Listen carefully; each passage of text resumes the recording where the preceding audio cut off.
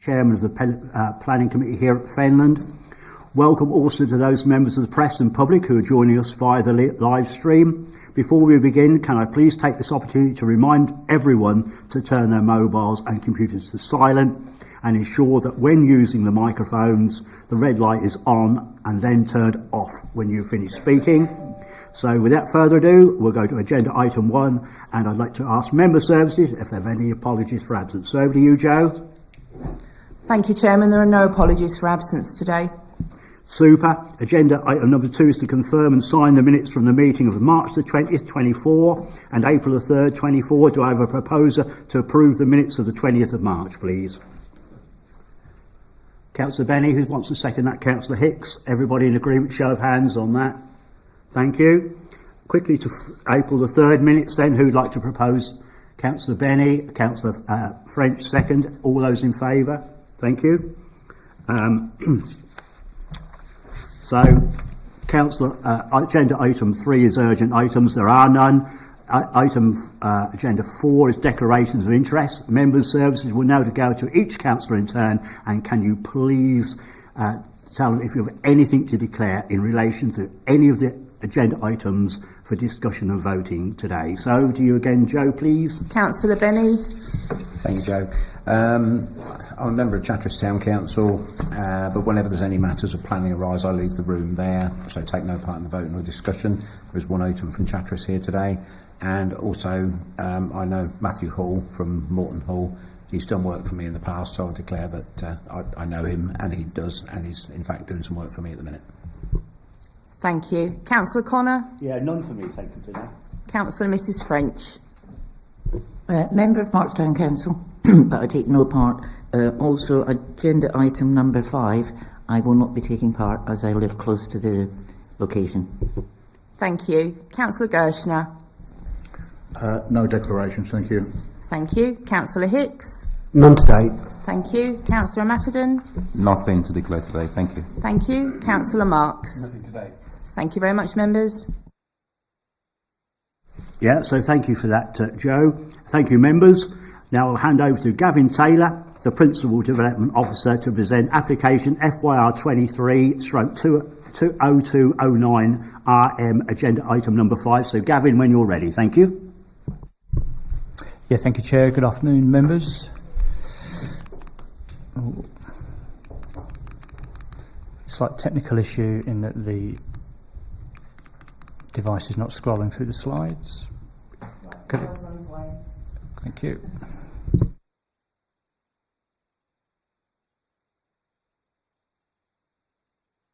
Thank you. So item 5 is a reserved matters application with all matters committed for the erection of 3 dwellings at land southwest of 317 Wisbeach Road, Westbury.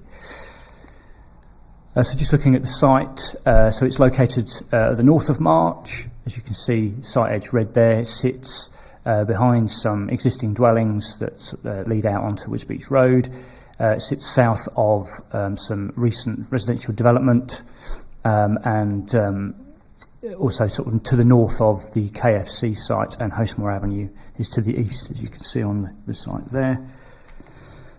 Again, so this is the sort of indicative outline plan, which shows the arrangement of 3 dwellings in sort of a line, a linear sort of format. You can see there's 2 points of access via directly from Wisbeach Road, serving 1 dwelling along a private road called Triljo, and then also 2 other dwellings served via what is labelled as Gypsy Lane, which essentially is via the entrance into that sort of KFC site and the other commercial units there.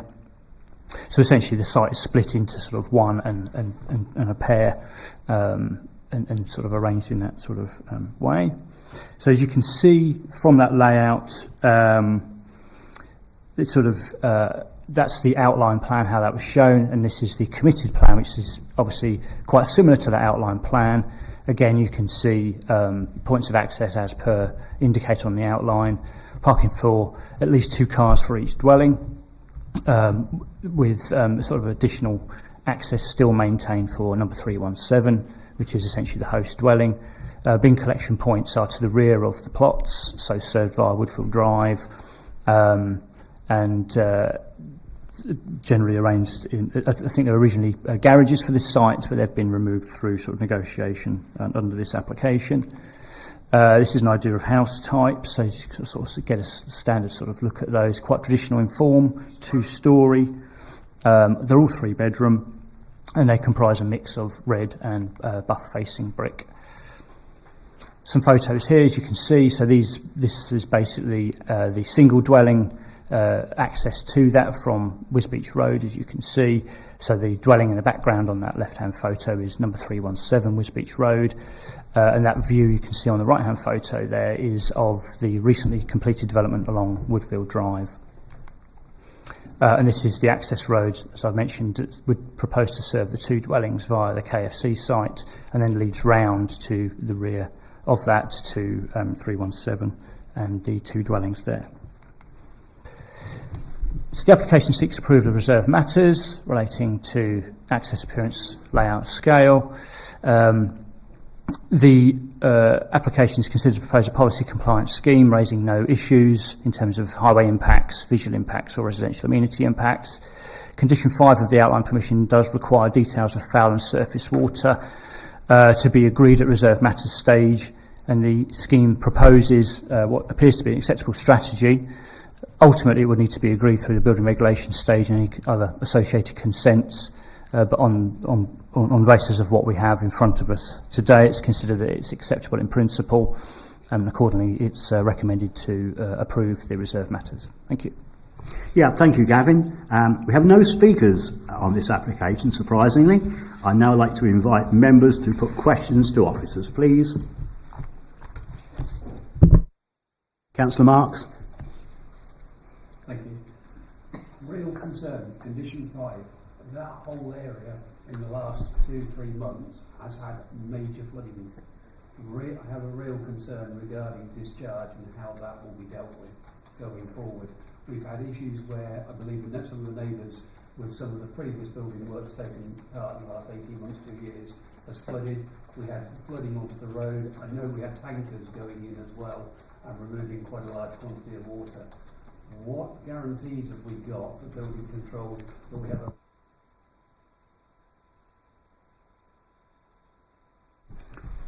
Yeah, so through you, Chair. So essentially, if I can just go back to the slides, but essentially the proposal with the drainage strategy is to rely on underground storage crates to the south of those dwellings to attenuate the surface water, and then through percolation discharge that water as the site currently does. It doesn't sort of lead, as far as we're aware, anywhere in particular. So that's the proposal as set to us at this time.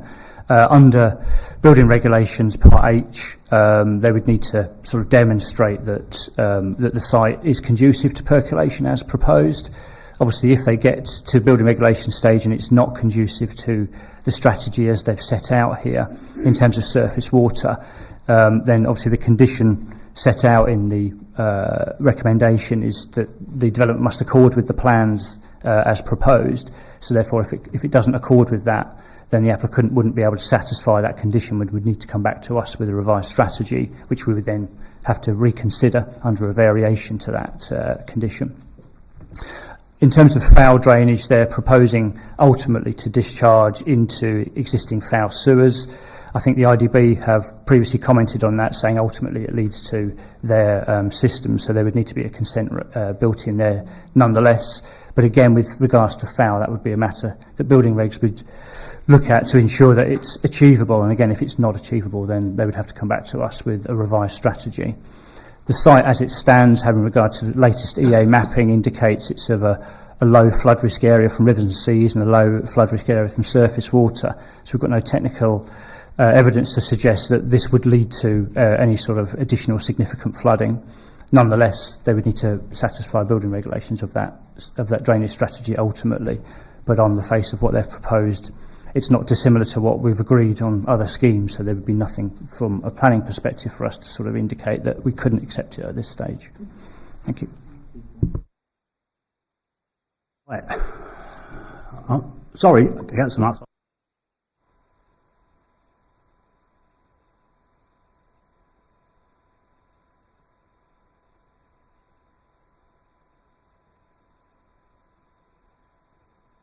regarding putting forward flood plans and everything else, but we've had major flooding there. Is there any way before somebody actually starts digging foundations and stuff that we can get a proper, robust drainage plan in and an agreed drainage plan? I guess you'd need to be satisfied that what's in front of you is not robust enough, and in what regard it's not robust enough to be able to sort of confirm or otherwise. Obviously, officers are satisfied that the details submitted are robust enough for a scheme of this size. We're talking 3 dwellings. It's not a major scheme, so it's not a scheme we would normally, or we would expect the lead local flood authority, Anglian Water, etc., to comment on, because they only deal with major schemes, so they wouldn't really respond to a consultation on us. So ultimately, if members are not satisfied that the details as submitted are robust enough to persuade them that this is a satisfactory scheme, then that's something you'd need to consider in terms of your decision making today. Thank you. Okay. Well, I'm one of those members who's not satisfied with this scheme.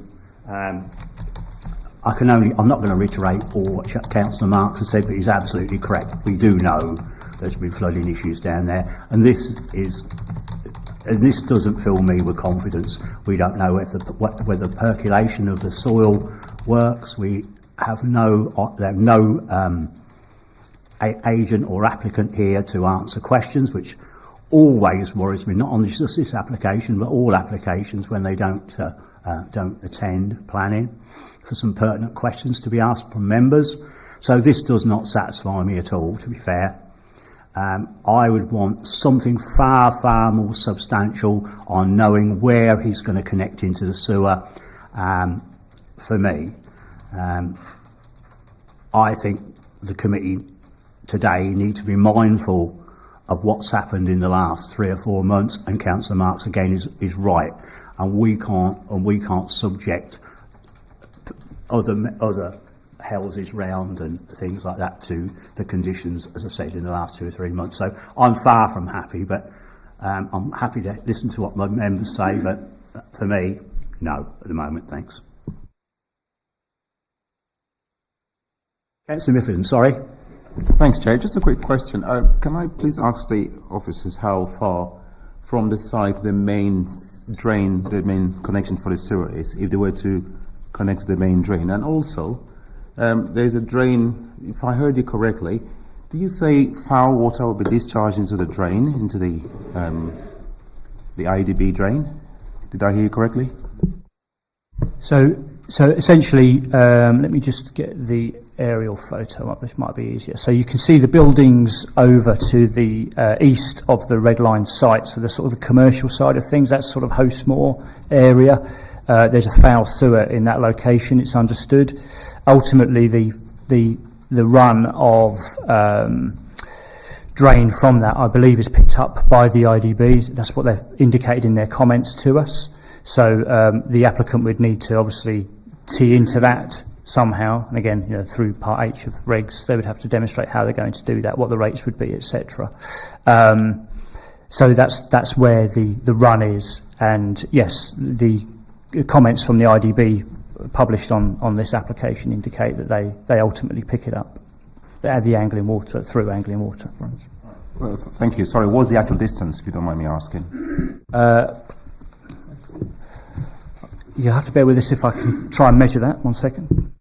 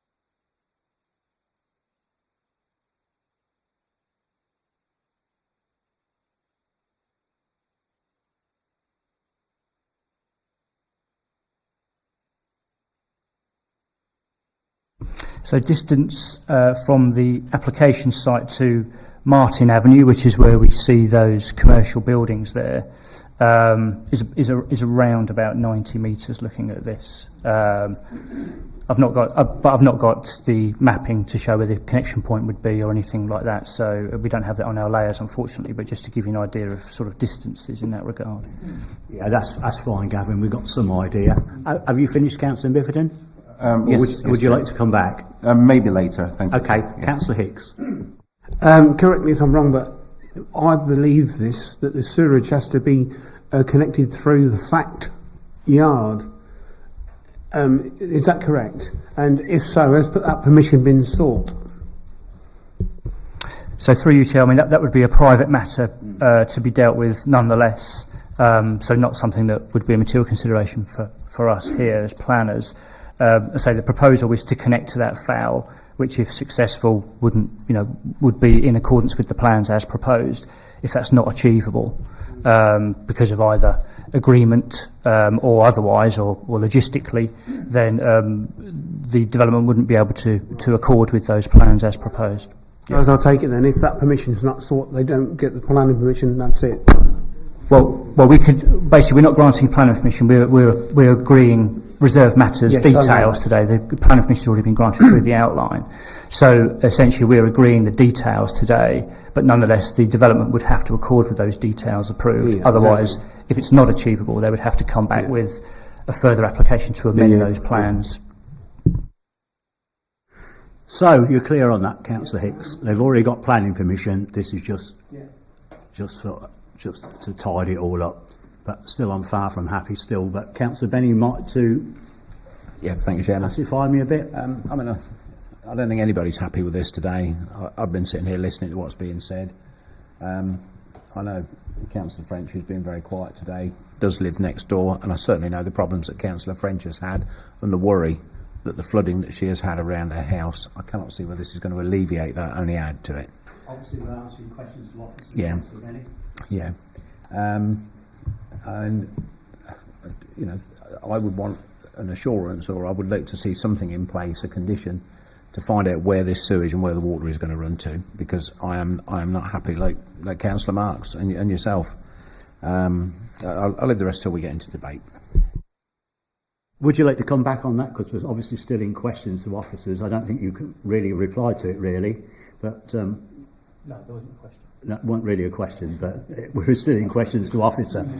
Councillor Benny was jumping the gun a bit. But anybody else to talk? Councillor Gerstner, thank you.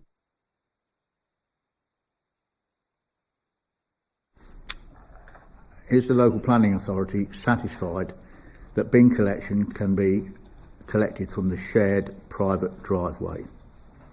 So that's the question to officers. Are you satisfied that those bins can be collected? Subject to the applicant getting the right agreement to be able to just put their bins out on that location, then yes, it seems to be achievable in terms of bin collections in that location. Yeah. Okay, thank you.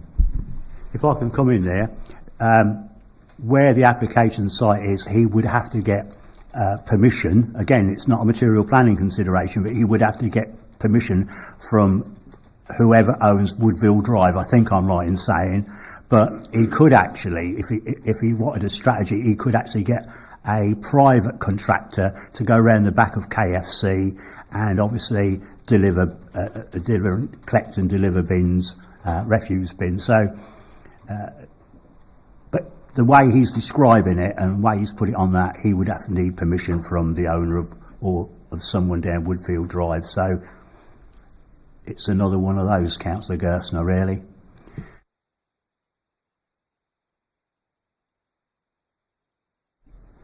Any more questions to officers? Did you want to come back, Councillor Miffordin? No? Thank you.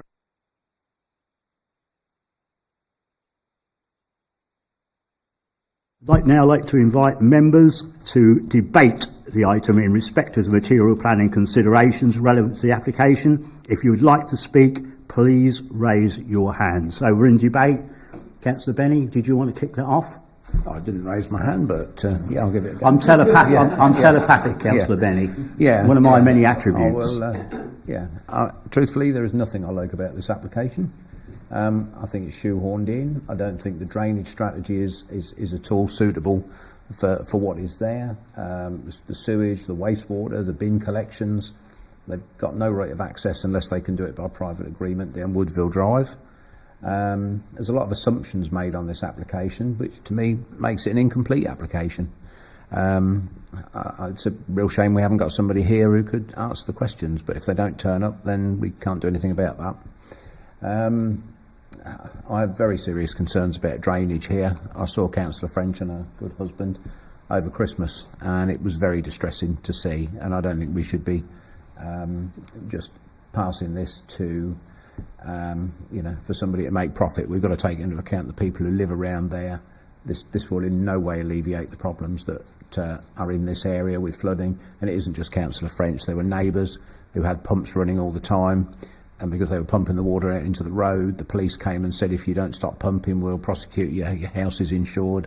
Well, I mean, that is no way, that is certainly not a good enough answer from a public servant.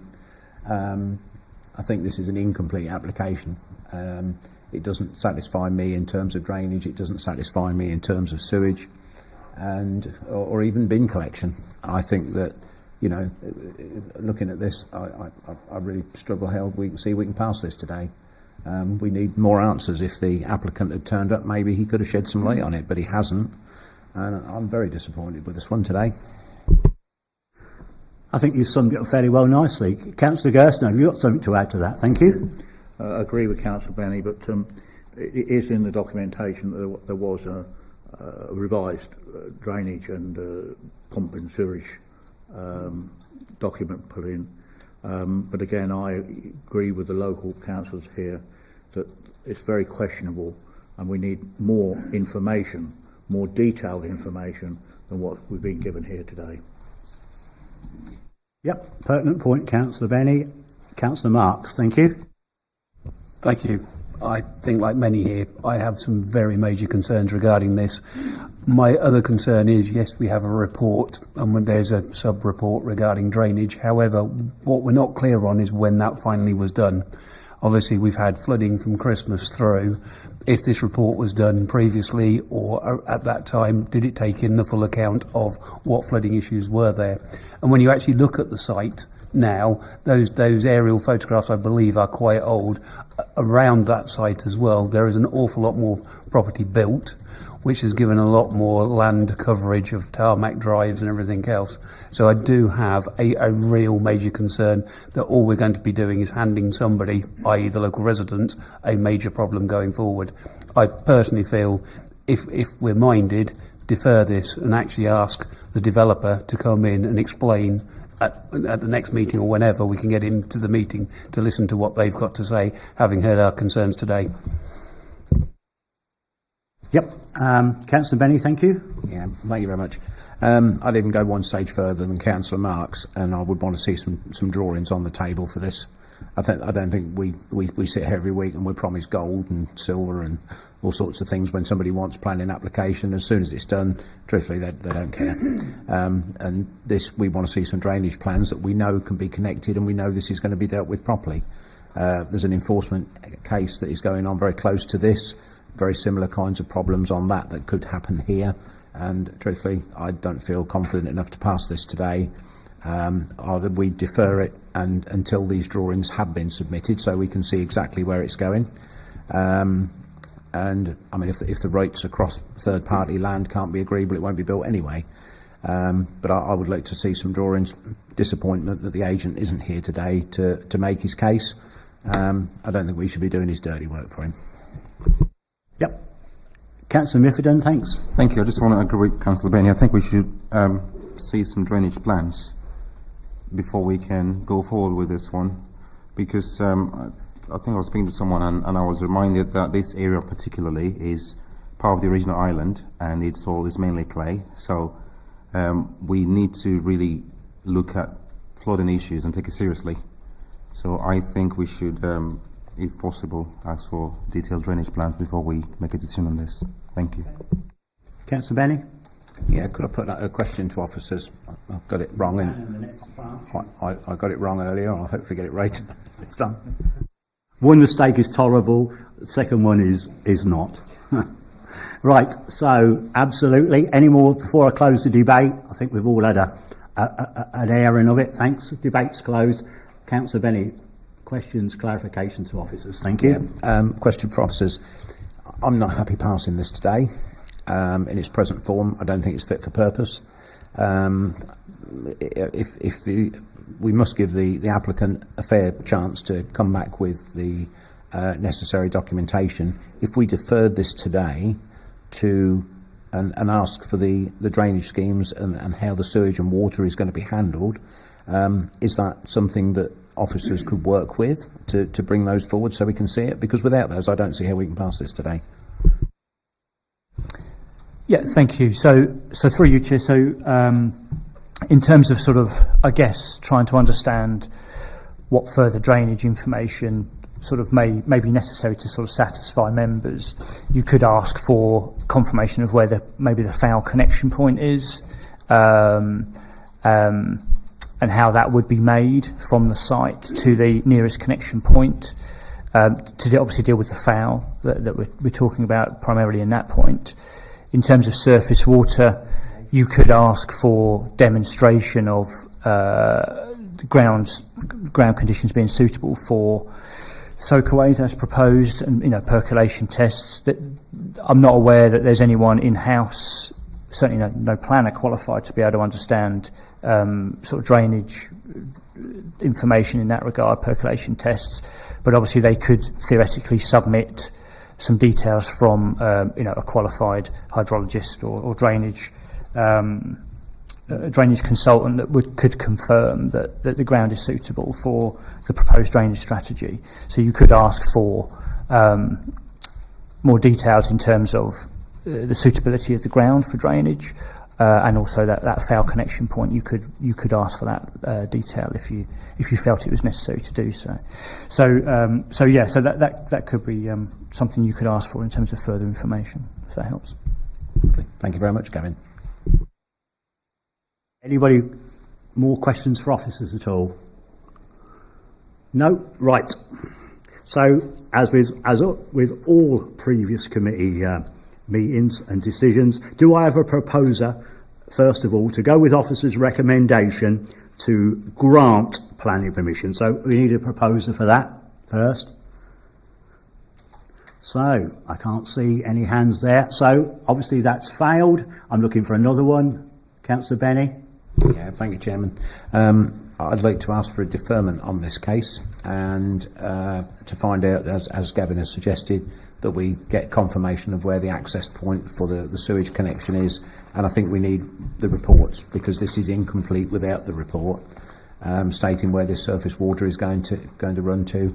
And I think we need a drainage expert to come back to us with a proper drainage report, and without that I don't feel we can make a decision. Well, we certainly can't approve this decision without that. I think we're being fair to the agency, and he isn't here today, to give him the opportunity to bring forward what Gavin has suggested. Save me going through all the details of that, which I probably couldn't get right anyway.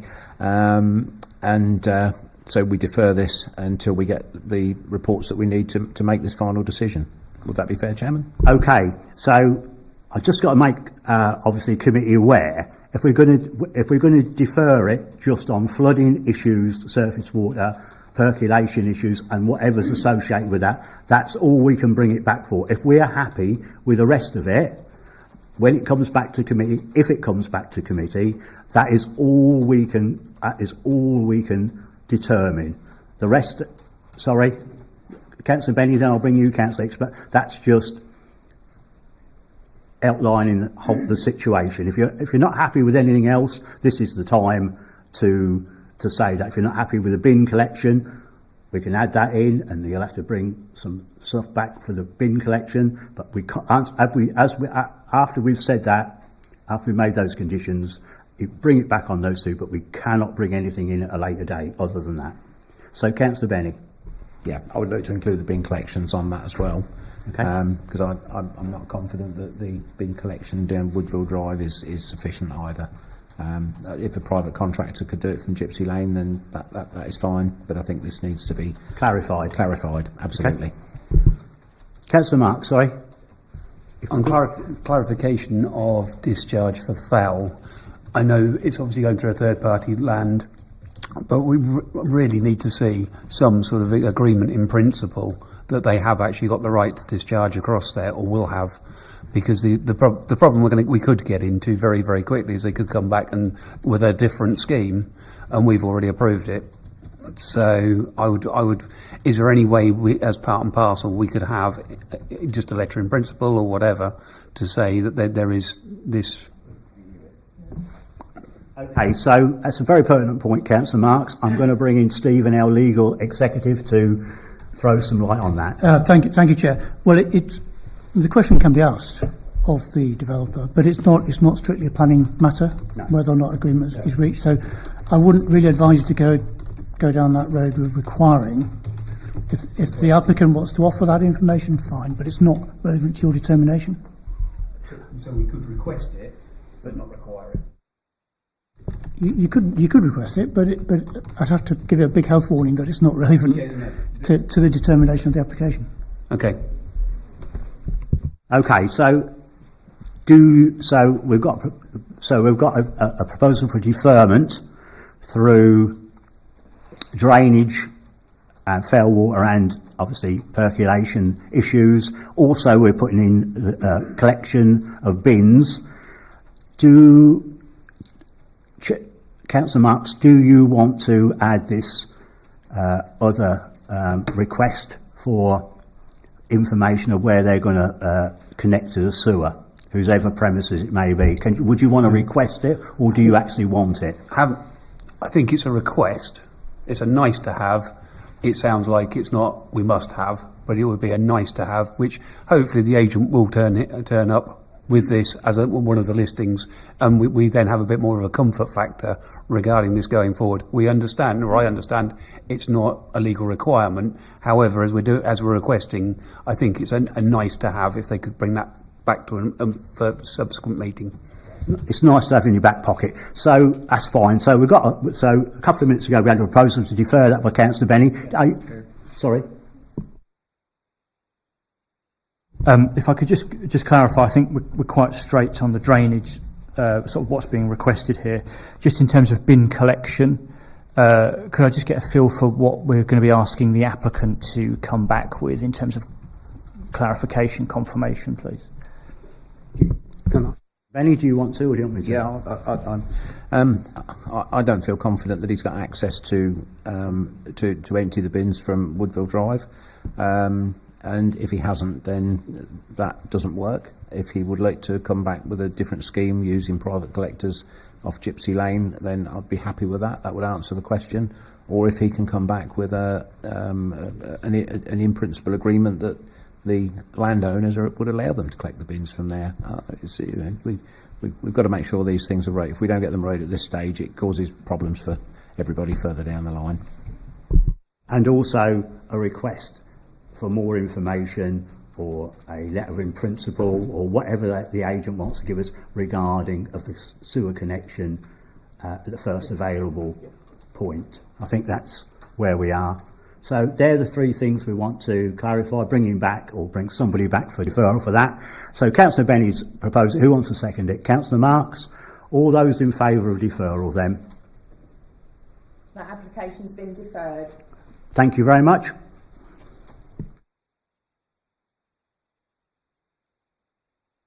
So, thank you members. A really good debate over that. Now I'll hand over to Gavin again to present application FYR 24/00340, agenda item number 6. So Gavin, when you're ready, thanks. Thank you, Chair.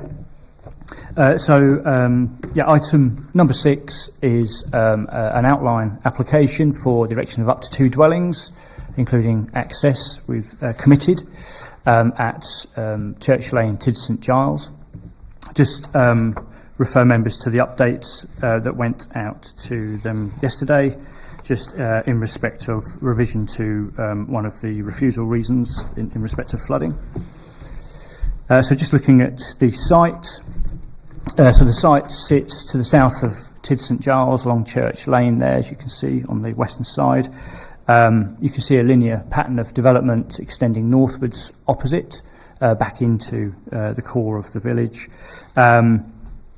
The applicant obviously owns the application site and the land immediately south, Windy Willows, and there's a further little building south, which I think you can probably just see on the plan there, which benefits from permitted development rights to convert into a dwelling. It's an agricultural barn. So this is the site in context with the settlement in terms of its location relative to St Giles. It's considered to be an elsewhere location, having regard to the criteria that indicates that through LP12, as it doesn't join continuous built frontage. It's around about 350 metres from the Newgate Road, I think, at Newgate Street, as you can see across the north, running east to west to the north of that site. So it's considered to be an elsewhere location on that basis. This is the indicative site plan, which shows a single point of access serving 2 dwellings, quite large sort of curtilage associated with them. There's also a proposal to extend the footpath opposite the site to sort of essentially terminate directly opposite the access point there. This is the access plan that's committed, which is deemed to be satisfactory in highways terms. It's quite a straight road, so not inordinately difficult to achieve good visibility along there. And this is basically the site in context. So the photograph at the top there is heading northwards back towards Tid St Giles, and you can see the site is on the left. The photo on the bottom there is essentially heading southwards, site on the right. And this is basically it's considered that the start of the continuous built frontage on the right-hand side begins, and you can see the expansive open countryside until you get to the site, which you can see indicated by the yellow arrow there.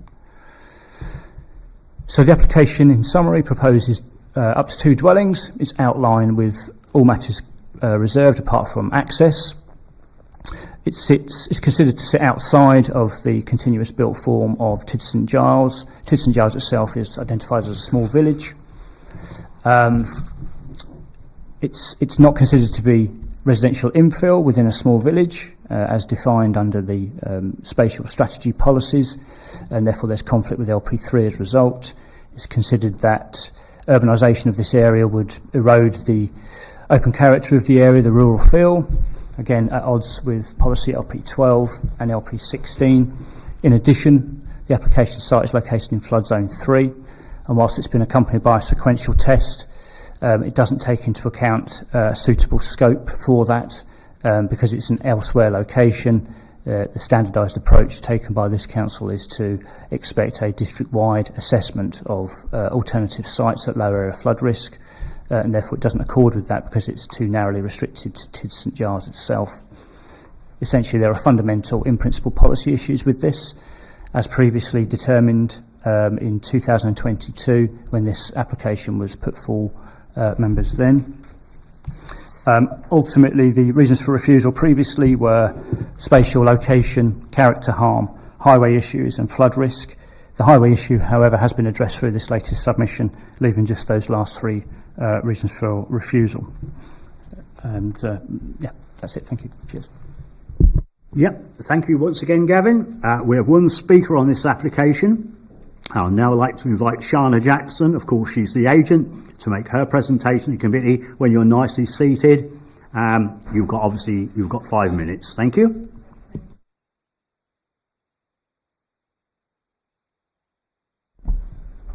Good afternoon, everyone, and thank you for allowing me the opportunity to speak in support of this application. As you've just heard, the application is for 2 dwellings and is submitted in outline with matters committed in respect of access only. The application site is located on the approach into Tid St Giles, and this presents an excellent opportunity to provide high-quality dwellings positioned on the gateway into the village, setting the scene from the southern approach. Church Lane is the main route into Tid St Giles from the south, with Kirkgate being the main route into the village from the east. The proposal will result in development on either side of Church Lane Highway, which would reflect the character of Kirkgate, which also has housing on either side of the road. As a result, both main routes into the village would be characterised by high-quality residential development on both sides. A footpath extension is proposed to the east of the site, and this would link the dwellings to the village centre by foot, and this would also be of benefit to the housing opposite, who would now also be able to walk into the village centre. As confirmed in paragraph 5.3 of the committee report, the local highway authority considers that the application is acceptable. Although the development would not strictly meet the definition of infill as set out in policy LP3, it would reinforce the cluster of development in this particular location. As such, the proposal would be akin to the spirit of what infill development seeks to achieve. Since the previous refusal on site, a barn conversion has been approved to the south. This has resulted in a change in character, making this part of Church Lane more likened to a residential location than to open countryside. And it's for this reason that it can be argued that there's no conflict with policies LP3 or LP12 of the local plan. We've carried out a sequential test on site which has demonstrated that there are no alternative sites available for development within the village. However, the reason for refusal states that the area of search should be the whole of the district. It's clearly not possible to pass a sequential test if the whole of the district should be searched for a site at lower risk of flooding. If this approach were to be applied across the board, then there would likely be no new housing outside of the land allocations in villages like Tid St Giles, and these villages would suffer from a lack of growth and would become stale, and ultimately the local authority would fail in their requirement to provide new housing. It's been demonstrated that the site is technically safe from flooding, and therefore the actual risk to life and property in this location is low. This has been accepted by the Environment Agency. On the basis that the site and the development is technically safe from flooding, I would argue that the benefits gained of providing new quality homes in this location would outweigh the concerns with regards to the sequential test. In summary, the proposal would provide new housing in an area which would enhance the character and approach into Tid St Giles, and it would reinforce the existing residential cluster. It would therefore be supported by policy LP3 and LP12 of the local plan and section 12 of the MPPF. Although we consider that the sequential test is passed, we would argue that the benefits gained by providing housing in this location would outweigh the sequential test issues, particularly since it's proven and accepted that the site is technically safe from flooding. As such, there is no conflict with policy LP14 of the local plan or section 14 of the MPPF. I therefore respectfully request that planning permission is granted. Thank you. Thank you very much. Members, questions to Miss Jackson, please. Councillor Gerson, then Councillor Marks. Thank you. You'll have to excuse me. I don't know that village. I've been through it. These houses are aimed at families, I presume, with the size of the houses they are. Is there a school in Tid St Giles? Yeah, so the application is an outline. We've suggested that the site can accommodate 2 family homes, and there is a primary school pretty much opposite. It's the Kinderley Primary School. Is there a bus service? Yes. Thank you. Councillor Marks. Thank you. Good afternoon. You mentioned there's a barn conversion. Could you just point roughly where that is, please? Yeah, it's the one that officers mentioned, the change of use from agricultural to residential. Okay, thank you.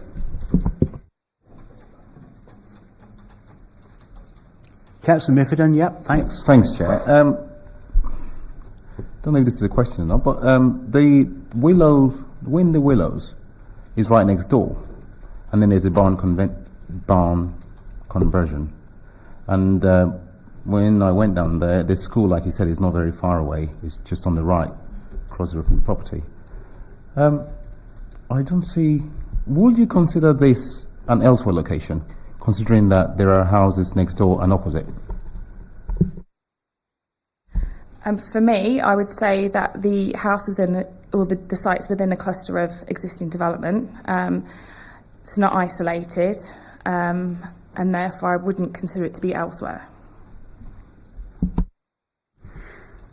Anyone else at all before we let Mrs Jackson go? No. Thank you very much. Thanks for that. Members, questions to officers. Councillor Mifferton, thanks. Yeah, just to carry on from what I was just saying to Miss Jackson, why I really want to understand the reason the officers classify this as an elsewhere location when there are developments around it, developments opposite, right the way from before the property, all the way past down the primary school and into the village. And also there's a barn conversion on the left. There's the Windy Willows, which is a bungalow, which I saw yesterday. And then there's this one. So please educate me. Thank you. Try to educate him. Okay, thank you. Through your chair then. So policy LP12 is your main policy for identifying whether sites sit either within, adjacent or outside of existing settlements. So policy LP12, which is our adopted policy, sets out that basically the developed footprint is where it should be sitting in or adjacent to. It sets out at the bottom, at the footnote of LP12, the developed footprint of the village is defined as the continuous built form of the settlement and excludes individual buildings and groups of dispersed or intermittent buildings that are clearly detached from the continuous built-up area of the settlement, gardens, paddocks and other undeveloped land within the curtilage of buildings. On the edge of the settlement, where the land relates more to the surrounding countryside than to the built-up area of the settlement, it excludes agricultural buildings and associated land on the edge of the settlement, and then outdoor sports and recreation facilities, etc. So when we look at the site in context, whilst the opposite side of the road is built up, this site is separated from built form from the continuous built frontage of Tid St Giles, as you can see from that location plan there.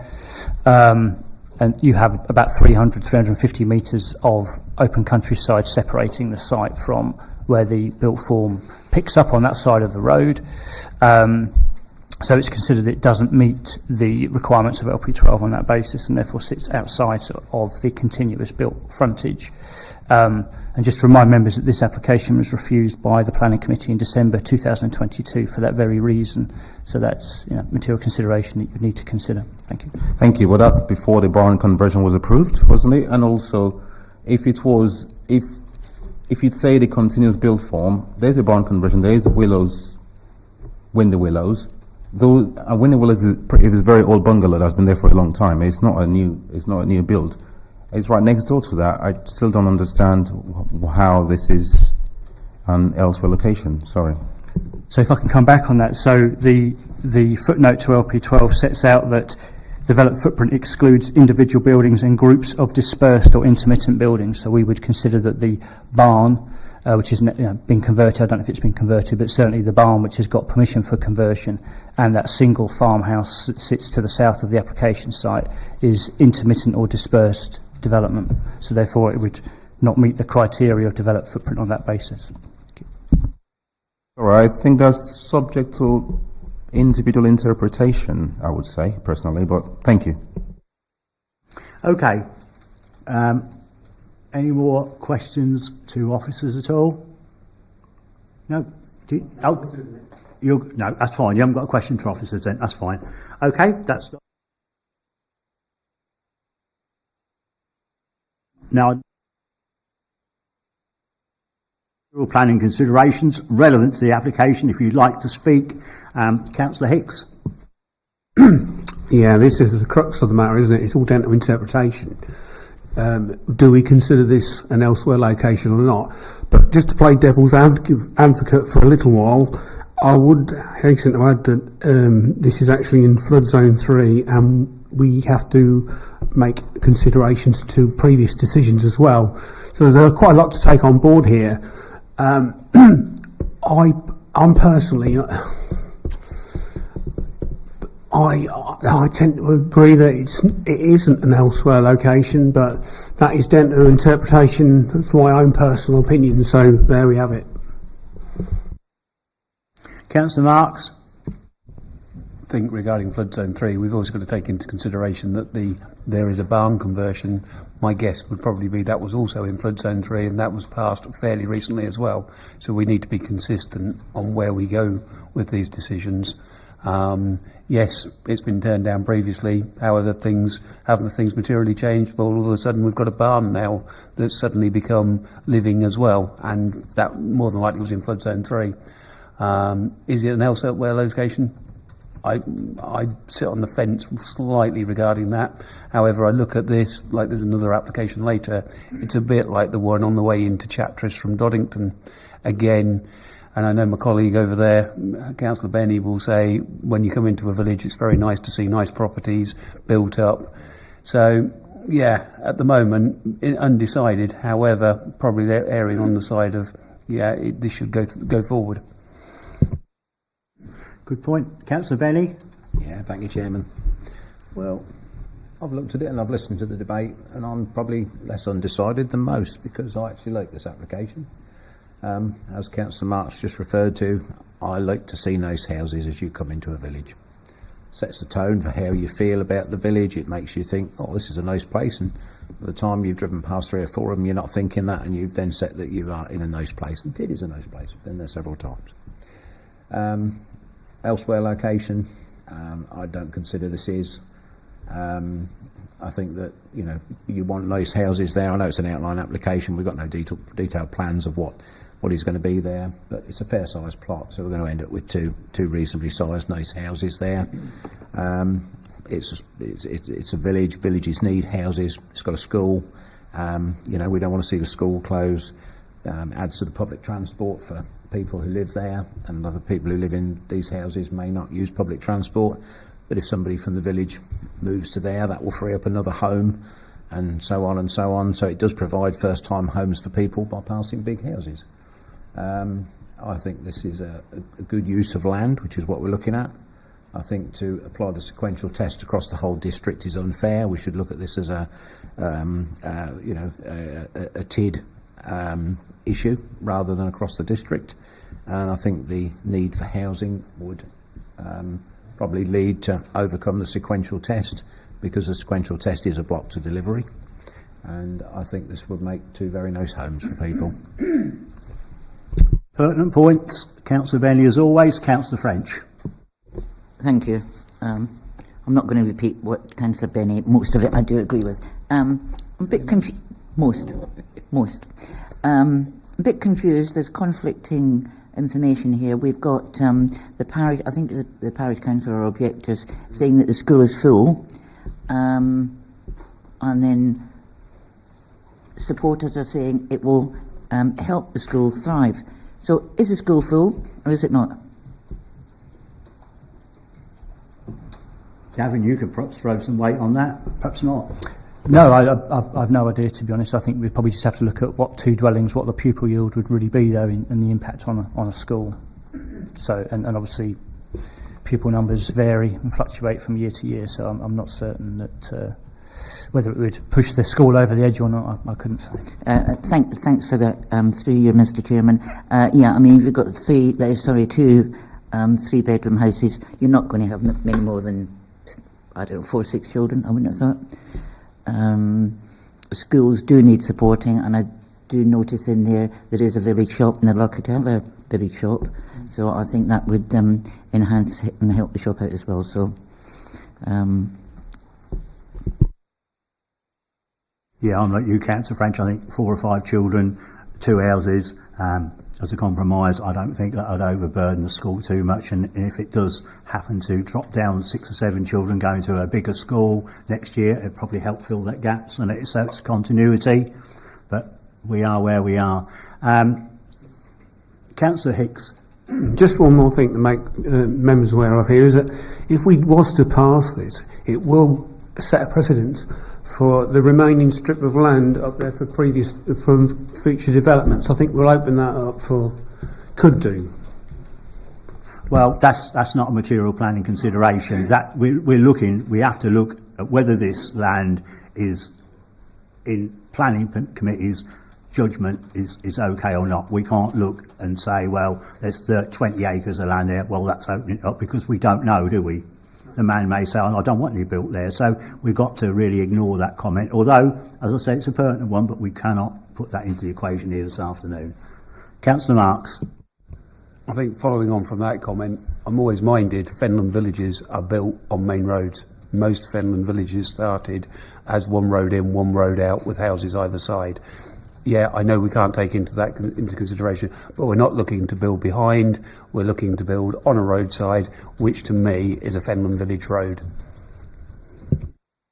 Councillor Benny. Yeah, thanks, Chair. Yeah, I mean, whatever happens later on, happens later on. Every application is judged on its own merit, its own proposal, and yeah, some Fenland villages are linear in design, but equally we've had it in planning committee where it hasn't had enough depth or too much depth. I mean, you could argue either way on that one. Again, that's every case on its own, and like I say, I personally feel that it's a good solid application. Okay, we're still in debate. Oh, Councillor Gerstner, thank you. Thank you. Like the rest of the committee, I'm somewhat undecided because there's so much conflict of information here. 3 previous applications refused. This application has not changed a great deal from the other previous ones.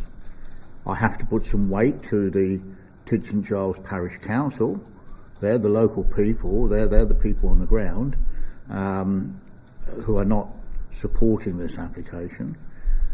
And on the other side, we, as a committee, we've said this before, have to be consistent. If that barn was given planning permission, then we're in a sticky situation by refusing this one because it's almost next door. So, you know, do we weigh on the consistency or do we weigh on what the officers' recommendations are along with the parish council? That's why we're here, Councillor Gerstner, to weigh up the facts and make a decision. So we're still in debate. I think we've probably done it to death now. I think everybody's had a good say. Debate's closed now. Officers, would you like to come in? Thank you. Yeah, thank you, Chair. I think, just coming back on a couple of points. So just Councillor Gerstner first, in terms of the barn. Basically, we didn't grant planning permission for that barn. It was inherent within the permitted development order, general permitted development order, that planning permission was inherent within that barn. So, you know, we haven't granted it's already set there. We just assess whether or not it met the conditions and limitations of the general permitted development order. But nonetheless, it was concluded that it met those conditions and limitations, and therefore it has planning permission to be converted. I think just going back to Councillor Hicks's points on sort of precedent, I think sort of based on the discussion I've heard, the critical issue here is whether that site is inside or outside the settlement. So if we are to set out today that the site is inside the settlement and therefore complies with the spatial policies of the local plan, contrary to previous recommendations, then essentially we'd be saying that the land in between this site and the main settlement, as you see on that plan, would also be inside the settlement.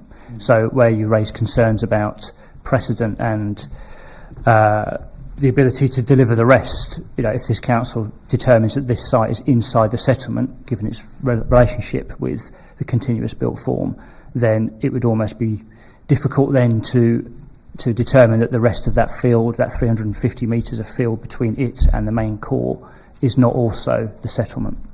Okay, thank you. Councillor Marks. Sorry, could I come back to the barn? You said it fell within the parameters.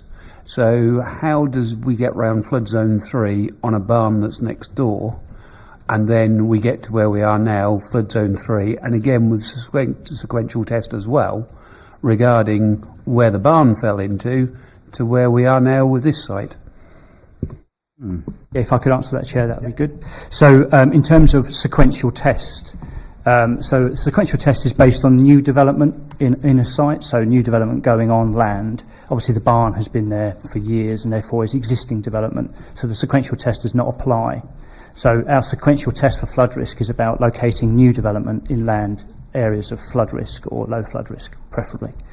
So where you've got a barn that already exists, it's already creating, you know, those surface water issues in terms of its displacing water because it's already got a footprint. So what you consider under the general permitted development order is how you mitigate the risks of flooding insofar as you can. So you may raise a floor level, you may put in flood resilient measures inside, but you don't undertake the sequential test under prior approval applications such as this under Class Q of the permitted development order. It's a completely different regime that you apply because the building already exists. The sequential test and exception test is all about new development on land that isn't already developed, essentially. Thank you. Okay, thank you. Right, any more questions to officers, please? Doesn't see any burning desire to do so, so thank you for that.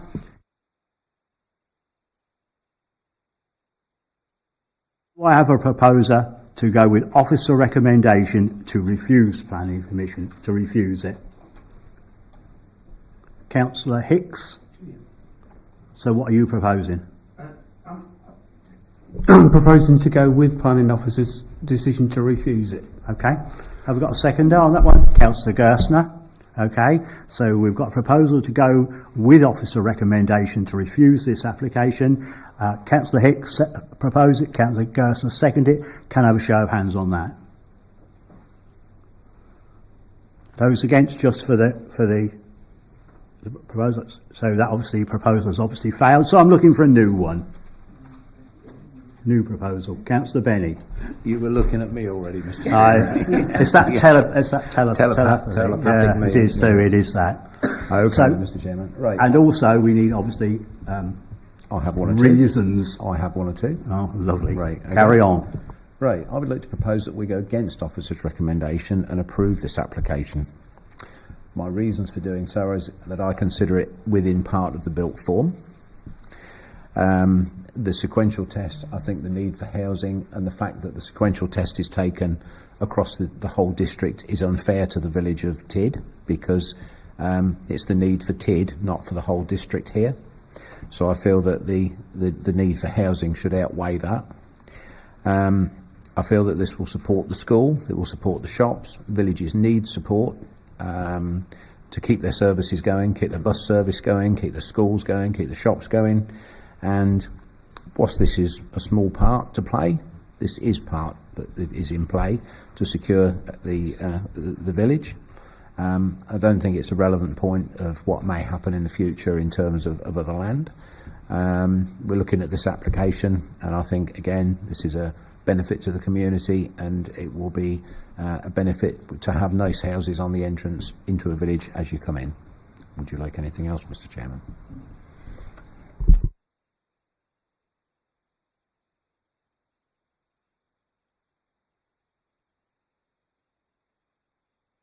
Highways objections fallen away. Has Councillor Benny addressed the rest of them?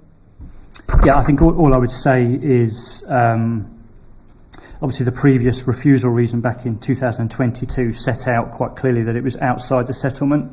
So I think we probably just need some clarification as to what has changed in those site circumstances to now inform a different kind of understanding of the site relative to the settlement, given that there's no development between the application site and the main settlement. There's still an open field. So I think we probably just need to make sure, having regard to the code of conduct, that we've satisfactorily addressed what's changed with the dynamics of this site now in terms of its location. So I'll bring Councillor Benny first, and I think Councillor Marks wants to interject. So Yeah, after that. I mean, in terms of what has changed, it's an outline application. It's very difficult to say what has changed. It's not like it's gone from 2 houses to 5 houses or the other way around. I look back, this was actually, I assume the decision notice was issued on the 15th of December. So it was probably from Planning Committee in November. I wasn't here then, because I was on holiday in Tenerife at the time, so I wasn't here. I didn't make the decision there. We've got a new committee, and I know we've heard this before. That's not a relevant planning consideration, but different committees do look at things in different ways, and what can change there? The fact we have got a solid application, to me, is, you know. Sorry, Mr. Chairman. Yeah, you know, we've got a solid application, and things move on. Nothing should be cast in stone, where just because a decision was made that you know we can't ever reverse that decision, and it will be down to the committee to decide with this one today whether they agree with my reasoning or not, Mr. Chairman. Well, long as it's a good reason, I've got no problem with that at all. You'd want to interject, Councillor Mark. I think the crux of the matter for me was I was 50-50 till I heard about the barn conversion. The barn conversion changes everything. I think it changes the built form because obviously there's going to be people living next door to the property. Yes, okay, we've heard it falls in different parameters regarding flood zones and stuff like that, but we also have to be consistent regarding that. So that would be my material change that has swung it the way that I believe, to go for this.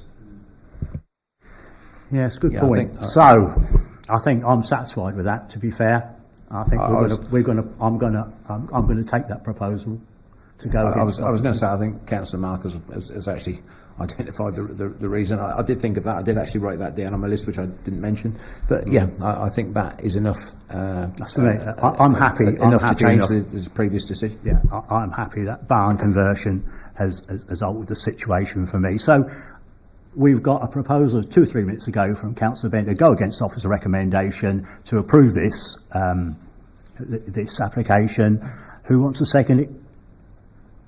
Councillor Miffordin. All those in favour of that, please show of hands. Just conditions. Yep. With conditions.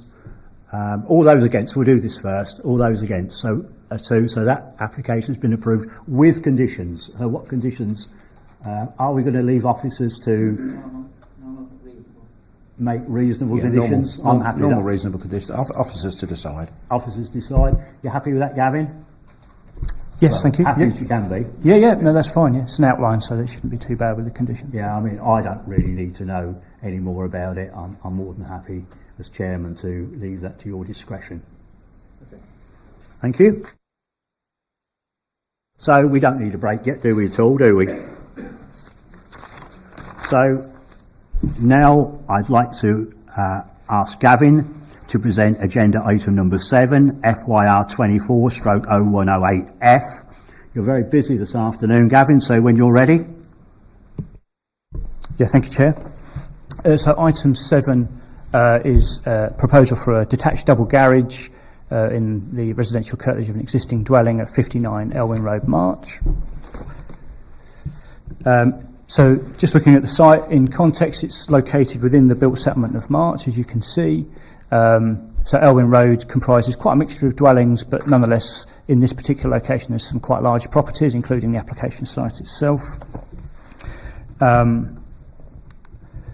The proposed site plan here shows the location of the garage, which you can see to the southwest of the property. It's served by sort of quite a large driveway directly from Elwyn Road. Just looking at the elevation, so it's 4.3 metres to the ridge. Internally, it's 8 metres in width by 7 metres in depth, therefore more than capable of accommodating 2 vehicles. And you can see the street scene detail there, which shows it relative to the host property being to the left of it, and also to the adjacent neighbouring property there. And there's existing hedgerow across the frontage, which you can see on the photo there, just showing the sort of the site in general. So the application is for a garage. It would be partially visible from the street scene, mitigated slightly by the existing hedgerow. There are detached garages and garages along that road, so it won't look completely out of character with the area. A number of objections has been received from neighbouring properties, but it's considered that it's unlikely that the garage would result in any severe amenity impact on any neighbouring properties, particularly by way of overshadowing or overbearing impacts. The scheme itself has been negotiated down, the scale of it has been reduced in order to try and respond to some of those concerns initially raised. But in summary, the application is recommended for approval as it's considered to be compliant with the development plan. Thank you. Yep. Thank you very much once again, Gavin. We have 2 speakers on this application, and that's just how it should be. Firstly, I'd like to invite Tanya Hudson. She's an objector to make her proposal to presentation to the committee. Tanya, when you're nicely seated, you've got 5 minutes. I think Gavin will be some use. Yeah. Don't worry, it will go well in the end.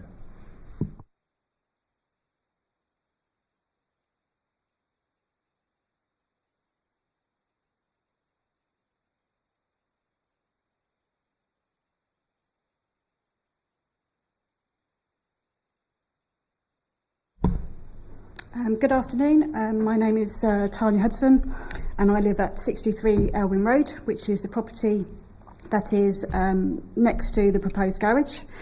I knew I'd be a little bit nervous, as you probably could tell, so I've done a couple of slides and wrote a few things down so I don't forget anything.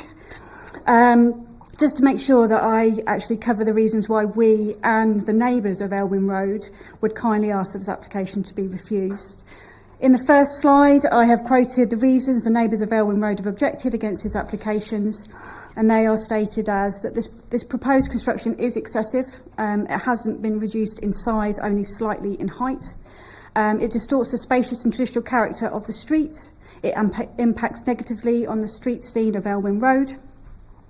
And most properties on Elwyn Road either have low walls or shrubs and trees with no buildings close to the boundaries with the footpaths and highways, and this could set a precedent for using house frontage for buildings. This is from the neighbour opposite. Currently they have a hedge in front, as mentioned by the planning officer, but this could be removed. It is only a hedge, or even cut down slightly, and then the garage would actually be in full sight. The neighbours opposite also stated that the property benefited from an integrated garage before and undergone a change from the use from the house before. So it did actually have a double garage on this property. And lastly, Elwyn Road is a delightful street with older style properties with garages at the side and back of the properties. To construct a garage of this size in the front garden would look inconsistent with the other properties. When you look at the OS map, you can see that this is confirmed by all properties have their garages at either the side or the back of their properties, like ours, and they are not this excessive of size as this proposed application. The planning officer has kindly made reference to number 36 having a garage in the front garden, but this property is on the corner of Elwyn Court and sits on a much larger plot. The garage is not 1 metre off the boundary, which is what this proposal is. It is approximately 3 metres. It does not run 9 metres along the boundary, as this one does. And also there's no windows of that neighbour on that boundary, and therefore cannot justify the approval as they are completely different. We agree with all the objections of our neighbours, but we also have a further objection relating to the right to light and the reduction of quality of life this garage will inflict due to the blocking 3 windows to our kitchen, diner and family room. When we received the letter from Fenland Planning advising us of the first application, we went to see our neighbours of 59 and shared our concerns, especially as it was past our boundary line nearer the road. We stressed that any building along the boundary would affect the light to our main living space and invited them round for a coffee to remove and come and see how the garage would remove natural light from our home. Unfortunately, they did not take us up on this offer and put in the application, which was subsequently amended slightly in height only after there were many objections and it was looking like it was going to get refused anyway. The next slide, please, details the proposed garage in red, which is 8 metres by 9 metres, the size of a 2-bedroom bungalow. Our garage is in blue and our kitchen family room roughly shown in purple. If you look at the street view, the height of the building is almost in line with the eaves of number 59, and halfway between the ground and first floor, shown by the red line. So at the bottom picture, you can see how high the building is on our property. The garage is extremely close to the boundary of 1 metre and is 4.5 metres from our kitchen window, so roughly from here to there. In fact, our kitchen sink, which I do spend most of my time, looks out of one of these windows. Granted, there is a 2.9 metre fence, which you probably did see, an old one, but the proposed building is 4.3 metres high, which is actually a third again bigger of what the fence is already there. Therefore, the building will block natural light and, contrary to what the planning officer infers, will most definitely be overbearing and extremely oppressive. Our property has had the benefit of natural light since it was built in 1937, and this privilege has been legally entitled to us via prescription. We would merely want to maintain this right to light. On the final slide, please, Mr. Planning Officer. We have suggested a solution to demonstrate that we are not adverse to our neighbours having a double garage. The suggested solution would mean the wooden pagoda could be moved to the rear of the garden, at which point the garage could go to either to the left as shown or to the right at the back of the property. We would have no objection to this and would happily support. So in summary, the garage is excessive in size and it's detrimental to the street view. The property did have an integrated double garage and the garage... Okay. Yeah, it's just literally garage is past number 59's building line. The garage will be oppressive and overbearing to number 63, depriving the property of the right to light. Thank you for listening. Thank you very much. Any questions for Ms Hudson? Councillor Marks. Thank you. Thank you for your presentation. You mentioned one other property has a garage to the front. Whereabouts is that in relationship to this, please? So this is the property that the planning officer has made reference to. Are you going to show it on the OS map?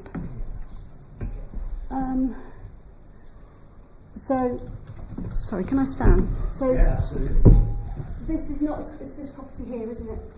So this is not as close as, oh, I've lost it now. This is not as close to the boundary as the proposed one. If you go back to mine, you'll see that it's literally on the boundary line. And the garage that is proposed is actually 9 metres. This is not 9 metres all the way along, and there is also no windows on the next door's property. Do you just want to show Councillor Mark? Sorry, I'm seeing your back. So it's this property here that the planning officer is referring to. So this is unlike the proposed garage because it doesn't run all the way along the boundary. It's actually about 3 metres approximately, I'm not the greatest, away from the boundary line. And also this property doesn't have any windows along the side, you know, where this garage is, so it wouldn't be impacted, whereas this proposal is right up on the boundary line. It's that far away, and it is right here in front of my kitchen windows. Thank you. Really interesting. Councillor Miffordon, please. Hi. You did say there was an integrated garage previously, and where is that? What side of the property was that? Sorry to make you stand again. Oh, please carry on. It's really interesting, this. So, obviously it's quite a reasonable sized property. So this area here, so if you was to go off there, that was the double garage before. And they had a change of use and made that into the house. Thank you. Yeah, I remember that well from many years ago. Mr. Tribe, the farmer, used to own that, I do believe. Anyway, bygones. Anybody else at all for Miss Hudson before we go? No, thank you very much.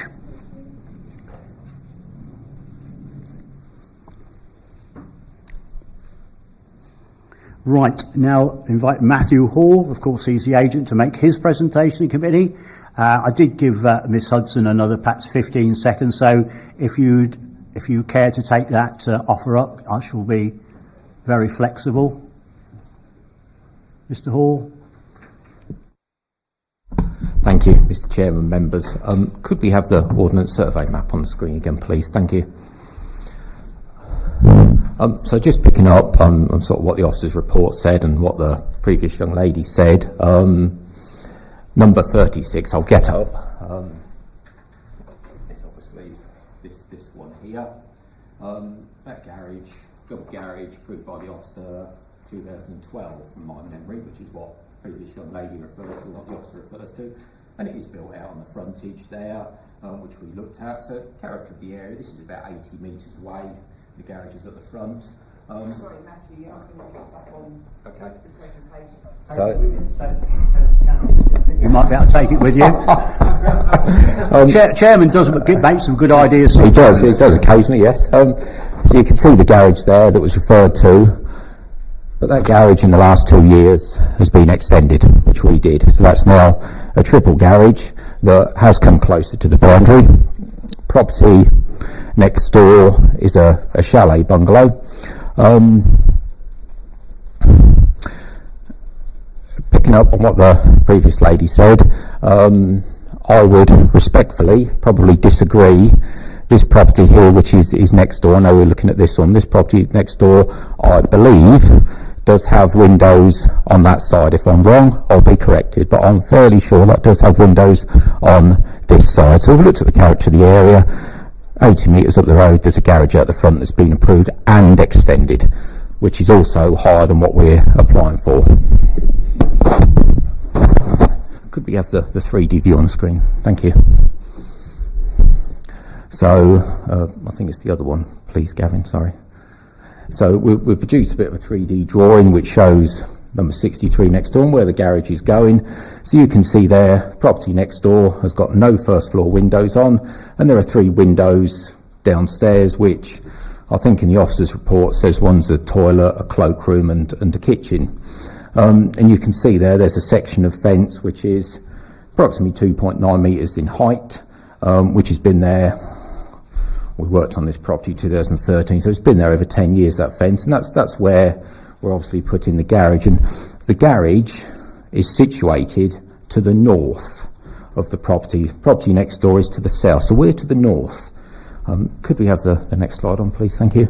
So in the office, we've done a bit of an overshadowing survey with, obviously without the garage, July and August, taken 2 dates. Then obviously with the garage, and you can see, because of that high fence that's there, which I'm informed is not our fence, it's not our fence, so we don't control it. You can see there's overshadowing on those windows now, where that section of high fence is here and here in August and in July. Then we've obviously put on the garage, same dates, August and July, and you can see there is additional overshadowing, but it goes up in the first floor. There's no windows at the first floor.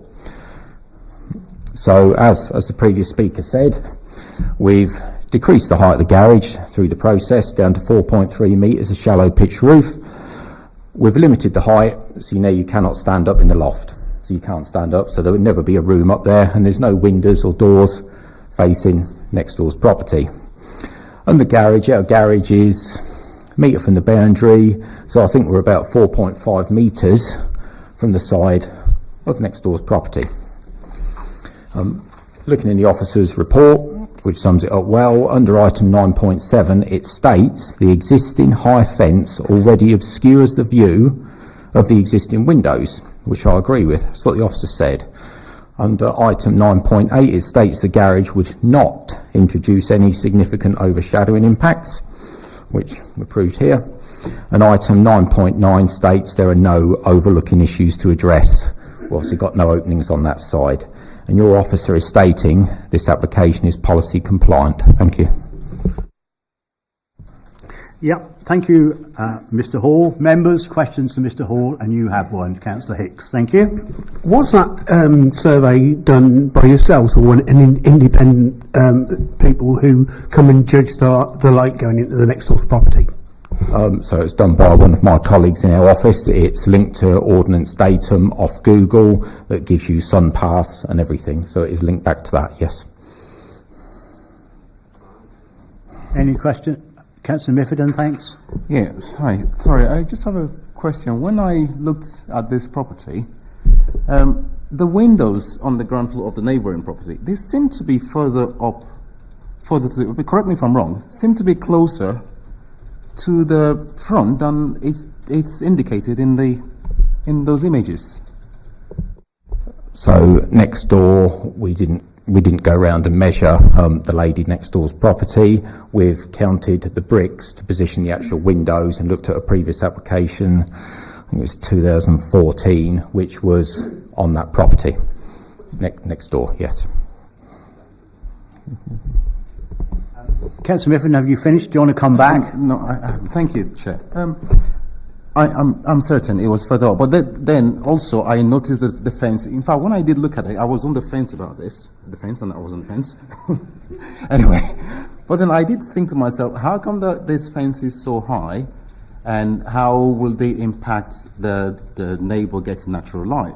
And then I did think to myself, now with the height of the existing fence already, and then the fact that this garage has been reduced. This is very interesting. This survey is interesting to see, honestly. I mean, I'm not going to comment on the accuracy of it. I didn't do it, and I've never honestly seen done one of these surveys before. But if this is correct, then Yeah, I don't know. Sorry. Just that window, sorry. That window doesn't seem like it's in the right place. Yeah, thank you. I think you have got a point, Councillor. Councillor Rifford. I'll take Councillor Hicks, then Councillor Marks. I know this is going to be a bit unusual because I've visited this site and I can think, am I allowed to get up and point out where I think this window is? And then you can say yes or no. Take your mic. Paul, take your mic. You're not going to be on This is air, Open are you? University. Open University. Would it be about there? Because that's where I took it to be, just there. Would you say? My observation is this. Yeah, point your observation out to the committee, Councillor Hicks. Just there. Yeah, I think that's more to the point, to be fair. Right, so you finished in your observations. I'll take Councillor Marks next.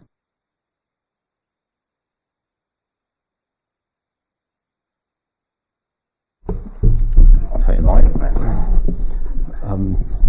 So if, let's say, as Councillor Lick said, we move all these windows along, as it is now, with no garage.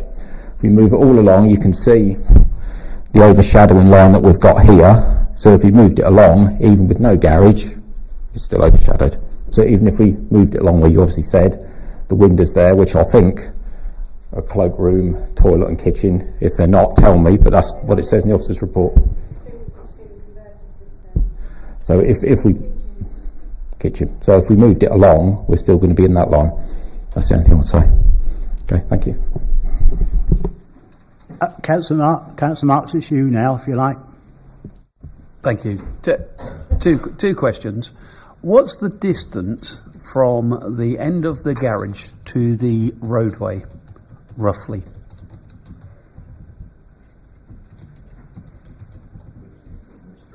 Right, so where it says proposal, on the bottom slide, so from there to the roadway, no, coming this way to Elwyn Road itself, the distance? I think it's about 15 metres. It is in the officer's report. I think it's about 15 metres, but Gavin's going to check, yeah, sorry. And do you know how that corresponds to the other property we're talking about, which you are saying you've previously had planning? If we could bring the slide up, I'd show you, yes. The other one is a lot closer to the road. But we can have a look on the plan.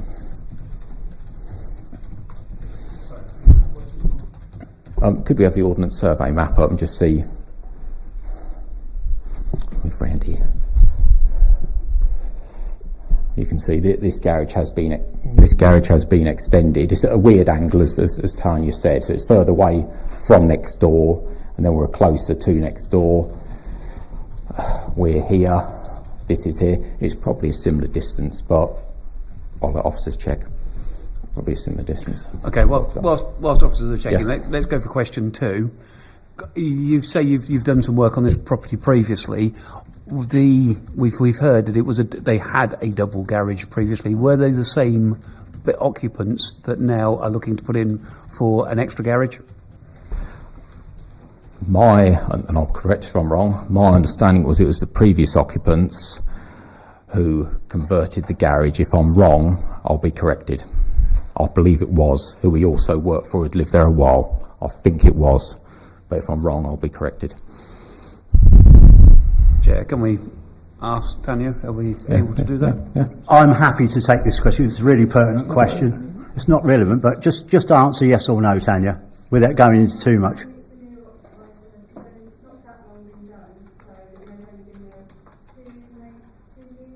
Okay. That's fine. Thank you. Okay, that's sort of we went off the beaten track there. We shouldn't perhaps have done, but anyway. So anyway, Gavin, are you back with your answer? 16 metres at its nearest point to the highway. 16 metres. Thank you. Right. So any more questions for Mr. Hall before we let him go? Yeah, absolutely. Carry on. Yeah, not a question, Chair, but just to say that the actual window that we're talking about, but there are two, on the neighbour's property, there are two chimney stacks. The actual window is closer to the chimney, that's closer to the front of the road. I've just pull up Street View on the map, yeah. If I can stand up. This is like a classroom. So yeah, you can see there, right there, the window's there, and then the fence kind of comes up just past the window, down there, and the garage is proposed to be here. It does seem so, Councillor Mifflin, and Yeah. I have to say, that's a good spot. Yeah. Mr Hall, would you like to come back with that? If we move the windows, say further forward, in effect, they'd still be overshadowed by the fence as existing. Fair answer. Any more questions for Mr Hall? No. Sorry. Oh, again. Yeah. Sorry. Overshadowing. If you look at number 1, you can see the window clearly by the drain pipe, and the overshadowing you have projected goes to the back of the property. Yep. Okay. So there are still windows that are overshadowed, but there is one that isn't overshadowed. But by putting the garage there, would that then make it overshadowed? So that the two that we can't see at the back, as it is now, Are overshadowed. We'll Yes, accept that. correct. But number 1, which is part of this lady's kitchen, it would. So the small window there, which I think is about 600 wide, 2 foot, if as existing, I believe there'd still be some overshadowing on that fence, but there'd also be some overshadowing if the garage was built onto that window. Yes. And also it goes further up the wall as well, as our slide showed, yes. Yeah, so, I can see what Councillor Marks and Councillor Mifflin actually mean by this. Anyway, we are where we are. Well, I think we need to let Mr Hall go now. I think the Spanish Inquisition has worked its magic. So, off we go. Thank you very much for that. Now, questions to officers.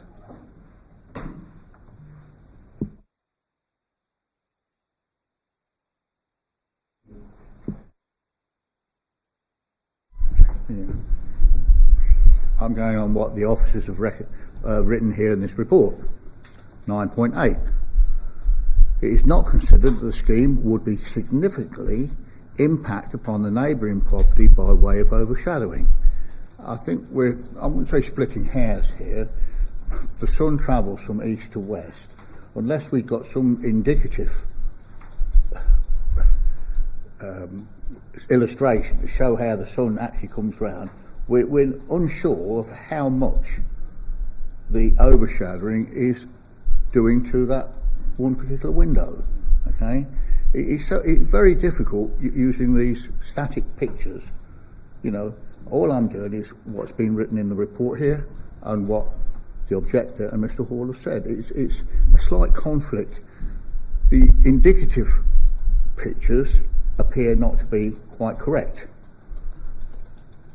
As our learned counsellor said, the windows are probably more further along. The fence, it already produces overshadowing already. So we have to weigh up, by putting a garage there, how much further any overshadowing could become. And with these static dials, we can't tell.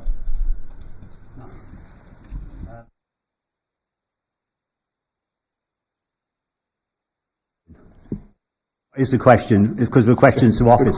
That is, might have been a good one in for debate, but okay. not. The question is, 9.8, you've stated, or the planning officer stated, that the scheme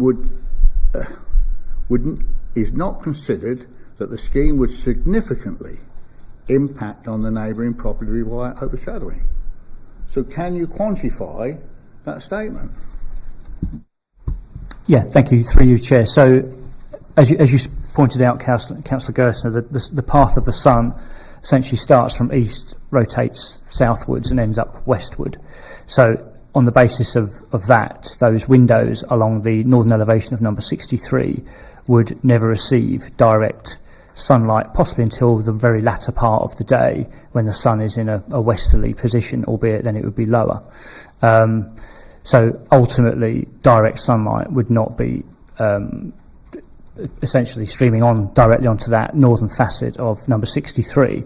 So in that regard, the garage itself could not cast shadow over those windows. What we're talking about here, I think, perhaps more pertinently, is outlook from these windows. Obviously, you can gain light and views of light from these windows and an outlook from those windows along that northern elevation.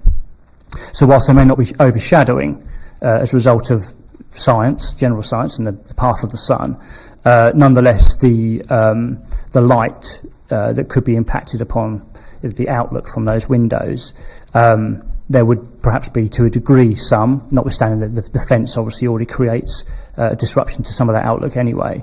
But nonetheless, the garage is considered to be sited far enough away, and taking into account that roof slope away, which also slopes away, so therefore to not result in those significant impacts. Thank you. Anybody else got any questions for officers before I close this down? No? Okay.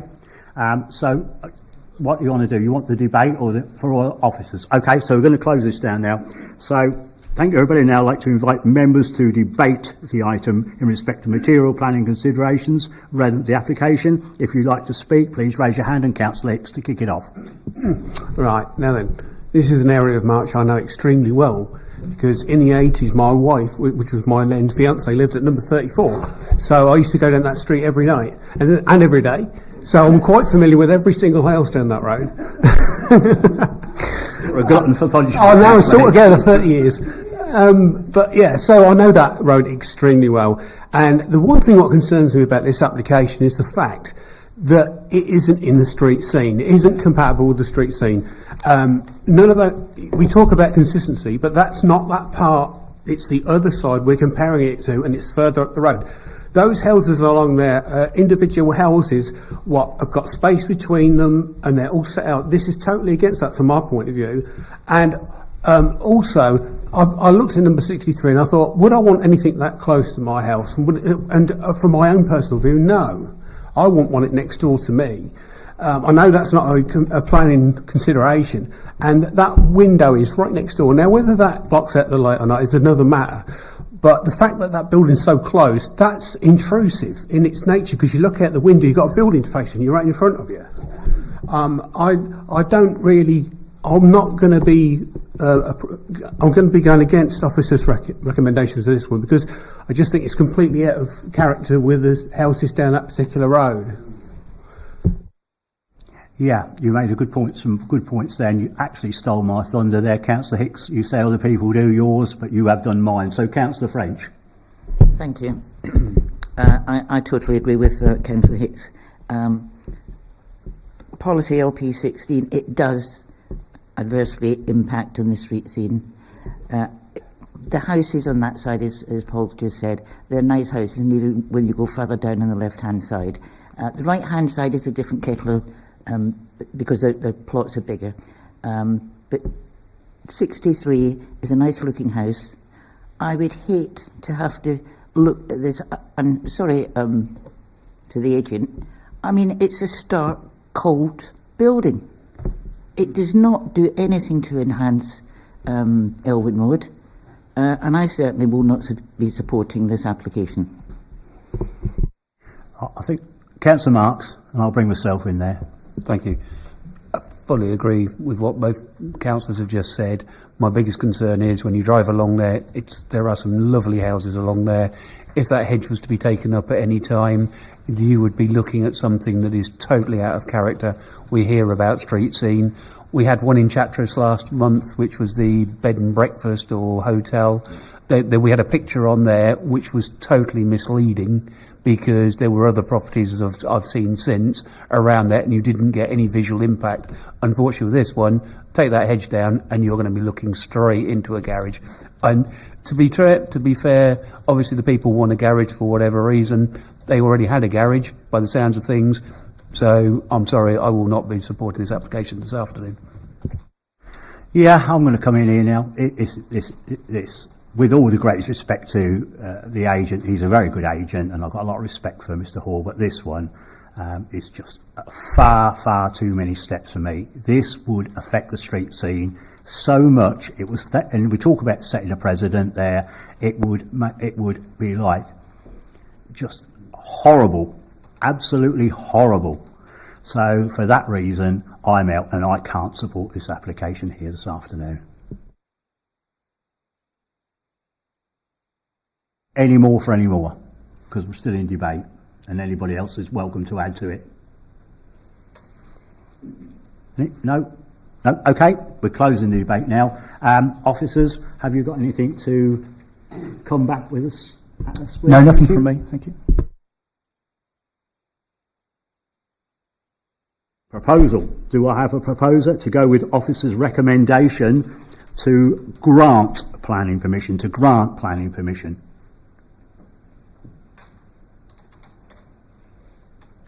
No. So obviously that proposal's failed. Can I have another proposal, please? Councillor Hicks. I'd like to propose that we go against officers' recommendations to reasons affecting the street scene and a potential loss of light to the next door's property. Okay, that's fine enough for me. Councillor, you want to second that, don't you? Okay, so yes, I will. Sorry. Yes, please. Yes, and I'm happy with the reasons why Councillor Hicks has put forward on this particular occasion. So we've got a proposal from Councillor Hicks to go against officer recommendation to refuse this application, seconded by Councillor French. Can I have a show of hands on that? Application is refused. Yep, thank you very much.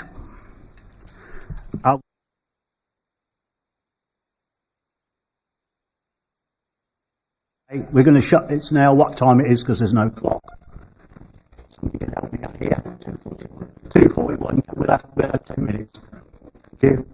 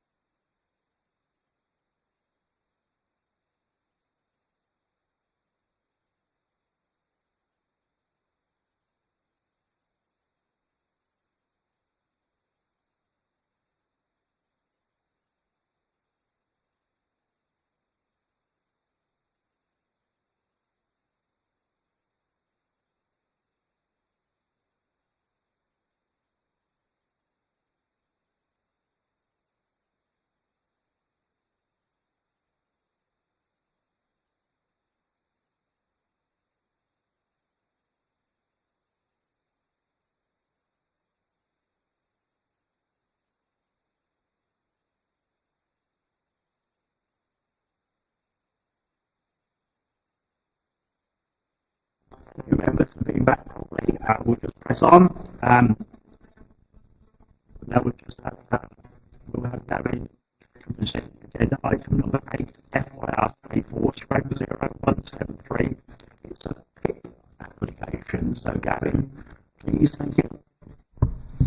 Thank you, Chair. Agenda item 8, permission in principle for up to 4 dwellings, land north east of the Grange, London Road, Chatteris. Just refer members to the update report that was circulated yesterday, just in respect of further comments from CAMS Archaeology for this application.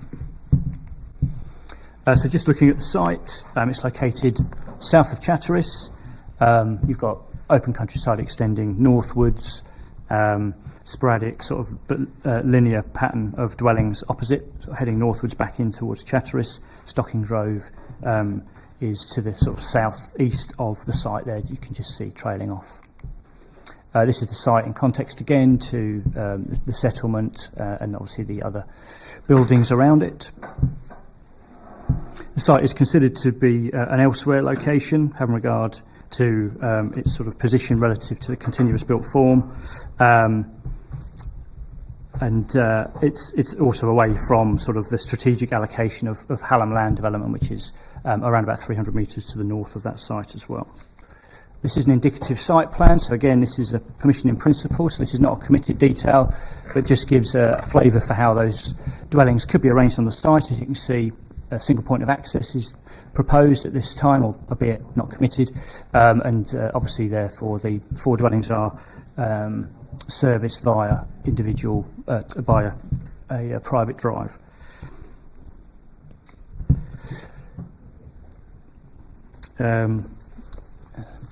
So this is the indicative block plan, sort of showing how they sit, and there's some hatched areas there which show other planning permissions and recent permissions granted in that location.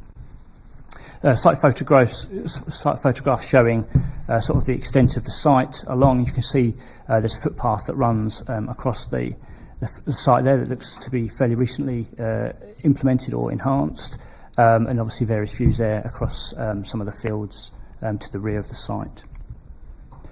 So this is a permission in principle application for up to 4 dwellings. We're really here to consider the location, the use and the amount of the development proposed. A second detailed technical details consent application would be expected to obviously pin down those matters at a later stage. So essentially we're at stage 1. It's considered that the site is situated outside of the built framework of Chatteris, and therefore conflicts with the spatial policies LP3 and LP12, leading to adverse impact on the open character of the countryside in that location, and therefore it's concerning that the application could result in a precedent for further development, and that loss of that the remaining area of land that goes back towards Chatteris. So it's considered that it conflicts with the development plan when taken as a whole. Thank you.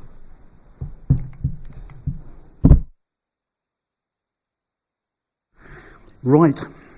Thank you once again, Gavin. We have one speaker on this application, and I'd like to invite Matthew Hall to make his presentation to the committee. You've got 5 minutes. Thank you, Matthew.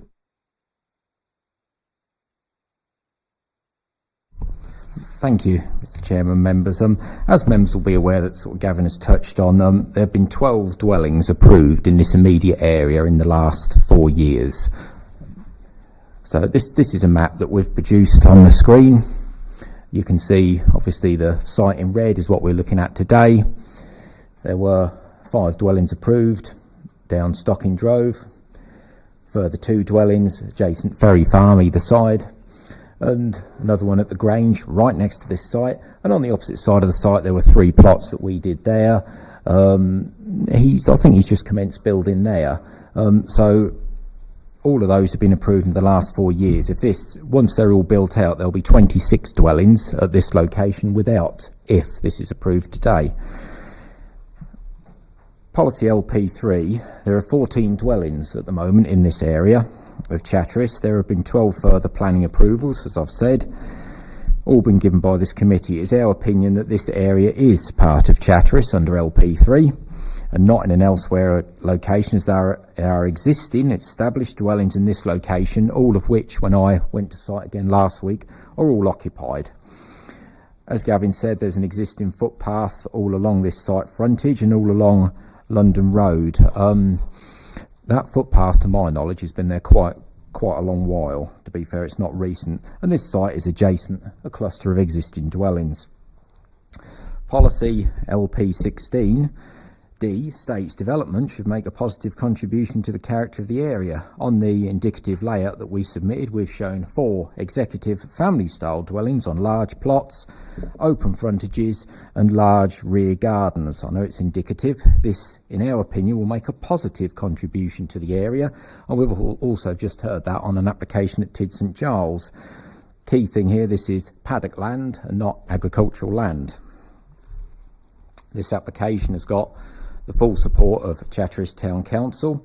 A concern has been raised by the neighbour of the Grange, which is directly to the west of this site. That property is 14 metres or 42 feet away from where we've shown an indicative dwelling, and that dwelling, we could limit that to a bungalow, and we could also move it further away if that helps when, if approved, the technical details are submitted. This site is all in flood zone 1. The proposal is for linear development, which is similar to all adjacent dwellings in this area of Chatteris. The proposal is for, as I've said, family-style, executive-style dwellings, linear development, all in flood zone 1, has the full support of Chatteris Town Council, and we believe the principle of development has been established in this area over the last 4 years by all previous applications being approved. Thank you. Thank you very much, Matthew. Members, questions, clarifications to Mr Hall? I'll take Sydney first, Sydney Biffenden first, and then Councillor Marks after that. Thank you. Thank you, Chair. It's very similar to the question I asked before. Would you consider this an elsewhere location? And if not, why wouldn't you consider elsewhere location? Thank you. When you look here, there are 14 dwellings in this area at the moment. And one key thing is on the left-hand side, there's a lot of purple shade, and that's the new garden centre at Chatteris, which has obviously been rebuilt, renovated, and is now open. There's a footpath link all the way along London Road, number of dwellings, and you can see here this area, it's not 3 or 4 dwellings here, there's a lot of dwellings here. Do I consider this elsewhere? No, I don't. And when you go further to the northeast, I haven't put it on here, there's further dwellings to the northeast, so I don't consider that, no. No. Yeah. Councillor Marks, the floor is yours. Thank you. Mr Hall, sorry, can we go back one slide? Keep going. We had a field there. Back, thank you. You said it was paddock land. That looks suspiciously like a cornfield's been cut. When I visited last week, I think it may have been on one of the other slides as well, there's a gate to the top right-hand corner, which is a bit of a mess as you go in, but I'm sure that showed it as a grass field. It was on one of the photos from my memory.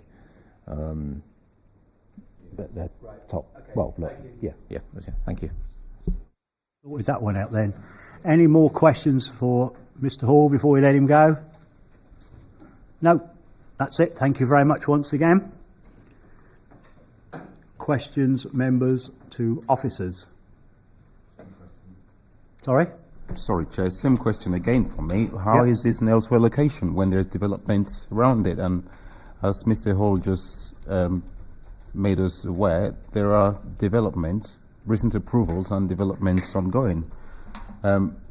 When I visited this site, it's evident that it's not an elsewhere location, in my opinion. Like I said before, probably subject to interpretation to the officers. How is this an elsewhere location? I'm confused. Thank you. Yeah, thank you, Chair. So again, to sort of repeat, so the assessment as to when something is or isn't inside the settlement is set out in the footnote to policy LP12, essentially.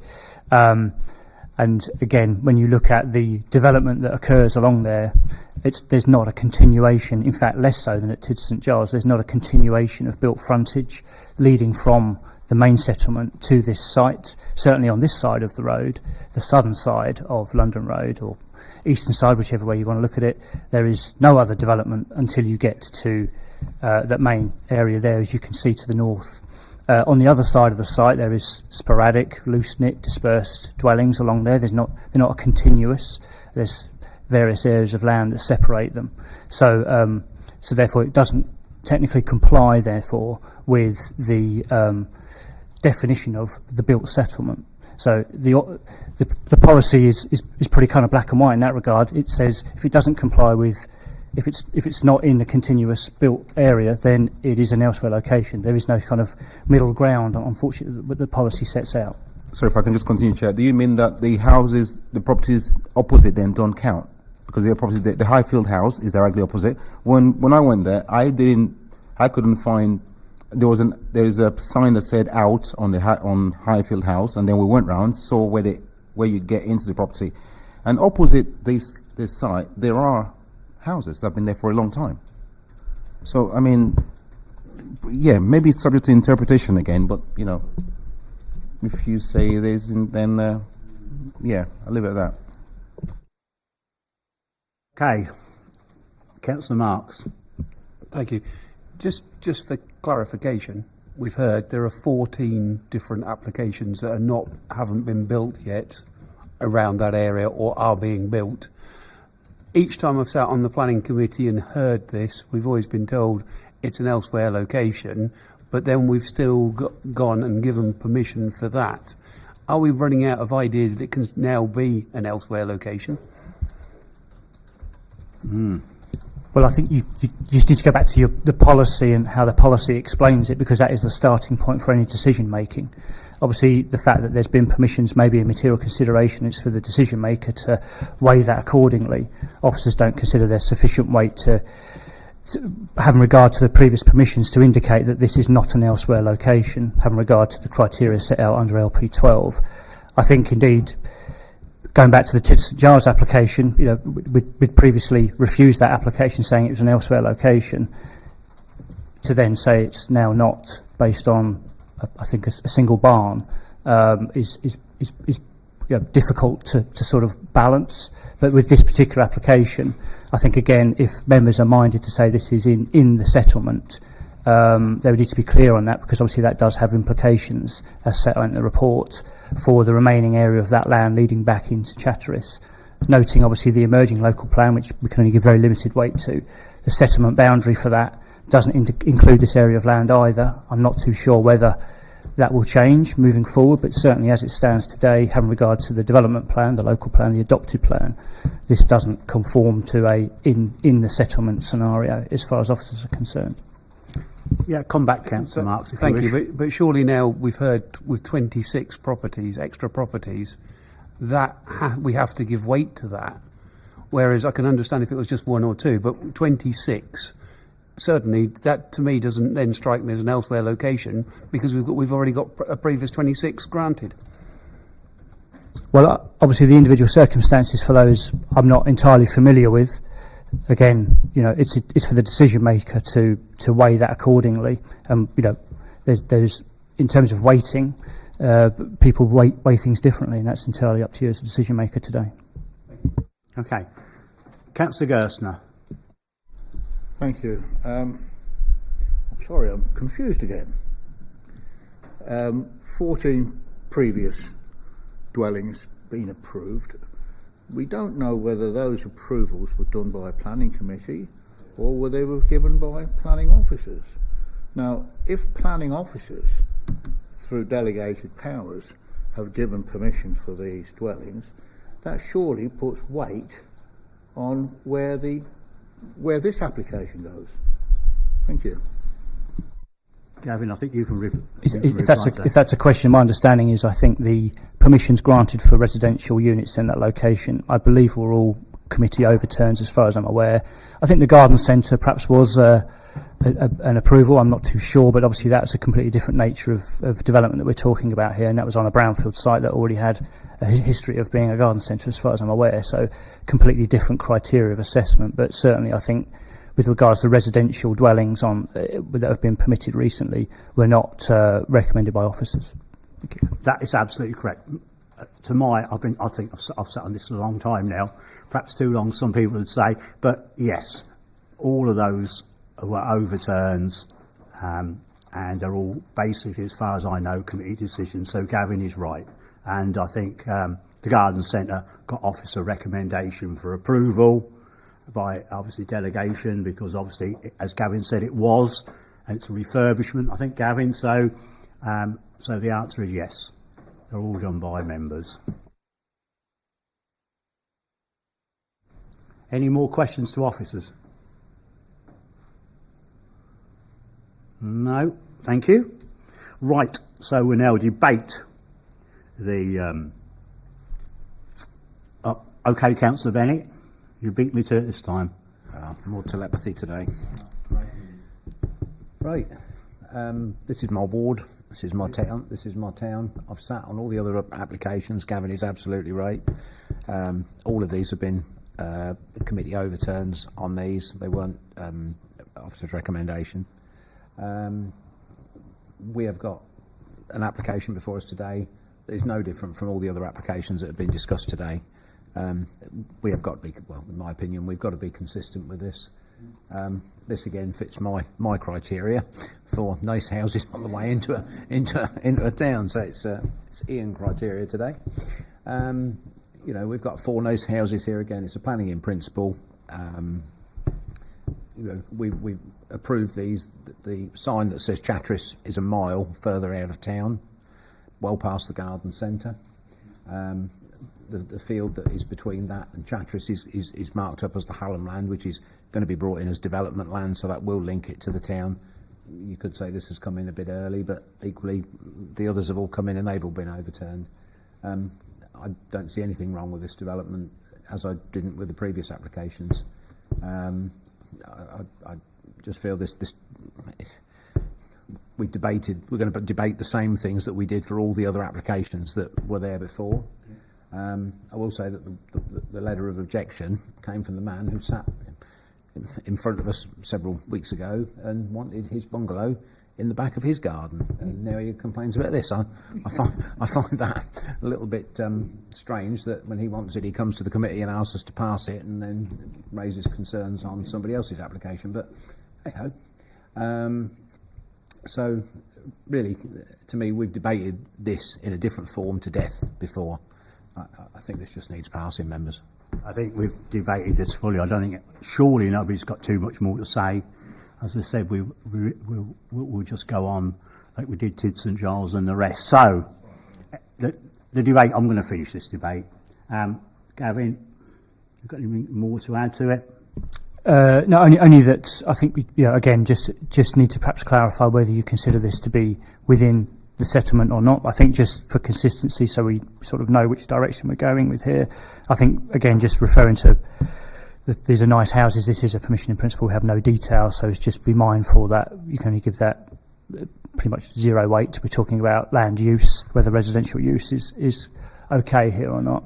I think in terms of sort of the town sign being a mile away, I think just refer back to the Tid St Giles application. I believe the village sign was quite a bit far north of that, so again, just be cautious about giving that much weight. And in terms of linking to Hallam land, I think the site is about 300 metres away from the Hallam land site. I believe in terms of the footpath, the nearest school's about 1.5 mile walk, so you just need to be mindful about how sustainable you think this site might be, but otherwise no further comments. Thank you. Okay, so I'm going to go for a proposal. Do I have a proposal to go with officer recommendation, refuse this planning permission? So to refuse, just to clarify, can't see anybody. That's failed. Looking for another proposal. I'm going to take you, Councillor Bench, in your ward. Have I got a seconder? With reasons, Councillor Benny, before I get the seconder. Yeah, I think we've got to be consistent in our approach as a committee. We passed several other applications in this area. Personally, I don't consider this to be elsewhere location. again, interpretation of a policy, which is what our job is as committee members. I think it will enhance the street scene and enhance the area. So I have no problems with putting this one forward for an approval today. Okay, I'm happy with that. Have we got a seconder? Councillor Mifferton. So we've got a proposal to go against officer's recommendation, proposed by Councillor Benny, seconded by Councillor Mifferton. Can we have a show of hands on that proposal? It's a unanimous decision, Chairman. So that has been approved. Thank you.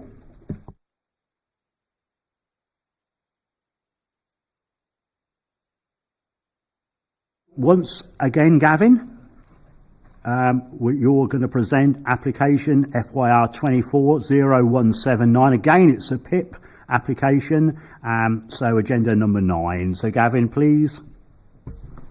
Yeah, thank you, Chair. So, last item of today is a permission in principle application for up to 3 dwellings at land south of Dixie Lodge High Road, Tolomas Drove. So the site itself is located sort of south of the main core of Tolomas Drove. It does have a dwelling immediately north of it and a dwelling to the south of it, and is essentially at the moment a piece of what appears to be unused sort of field, apart from some what looks like wood chips, I think, that are sort of a pile of wood chips on the land. The width of the site is about 95 metres in width. So this is the site relative to Tolomas Drove, sort of in terms of a wider sort of location plan, so you can get a sort of feel for where it sits relative to Tolomas Drove. Again, this site is considered by officers to be an elsewhere location, having regard to those criteria under LP12. As it doesn't adjoin continuous built-up frontage, there is a break between the dwelling immediately north of it and the main continuous development in Tolomas Drove. It's about 100 metres from that continuous built form. Again, straddled by what would be sporadic pattern of development in that location. I think the road is national speed limit as far as I can see. There's no footpath and it's quite rural in character. So this is permission in principle. So again, only indicative in terms of the site layout. Shows 3 sort of dwellings sitting side by side fronting the highway, which is in keeping with the dwellings either side of it, technically. The individual accesses are proposed, serving, so it goes straight out onto the highway. And again, no, it doesn't appear to be a proposal for footpaths, but again, this is permission in principle. So these are sort of site photographs just showing the field essentially and how it sits in between the 2 dwellings. The top left photograph is the northernmost dwelling, so the field is beyond that, heading southwards, and you can see the field on those photos. So again, so permission in principle, it's considered to be outside the main built form of the settlement. Tolomas Drove is identified as an other village, where it's normally restricted to a single dwelling infill site within an otherwise built up frontage. So the officers consider that this is not an otherwise built up frontage and therefore doesn't comply, nor is it considered to be a single dwelling infill because it's 3 dwellings. And would ultimately development of this site for these 3 dwellings would result in erosion of the rural character and quality of that area, contrary to the development plans. The recommendation is for refusal. Thank you. Thanks once again, Gavin. We have one speaker on this application. I'd like to invite Matthew Hall to make his presentation. Committee, you've got 5 minutes, Mr. Hall. Thank you. Thank you, Mr. Chairman, members. So we've produced the map on the screen. So this site is all in flood zone 1, and I think one of the key things with this application is we consider it to be infill, set between existing established residential 2-storey dwellings that have been in existence probably over 50 years. And under item 9.12 of this report, it states Fenland's local plan defines infilling as development between existing buildings, which is what we've proposed. As you can see along this section of High Road, it's a linear frontage development, which is what we're applying for in this instance to match in with the street scene. On the indicative layout, we had shown to put in 3 dwellings, maintaining all the trees, all the ditches, riparian ditches around us, we're keeping all those. If we'd have shown a single dwelling, this, in our opinion, would be an inefficient use of the land. And that is, we've had that reason for refusal on another job, which was in Doddington, where we applied for a number of dwellings, and one of the reasons for refusal was inefficient use of land. So that is why, instead of showing 1, we've shown 3. Policy LP12, this site is not agricultural land, it's a wood chip yard, and it's, to my knowledge and the applicant's knowledge, it's not been used for agriculture for at least 40 years, and it's been in this family's ownership for at least 30 years. And again, when you look at the map, there's residential dwellings either side of this, and we consider this to be part of Tomless Drove. Directly to the north, there is the Checkers pub. That's about 100 metres. Then, as you can see, it says pond, village pond. So we consider this to be part of Tomless Drove. It's between dwellings.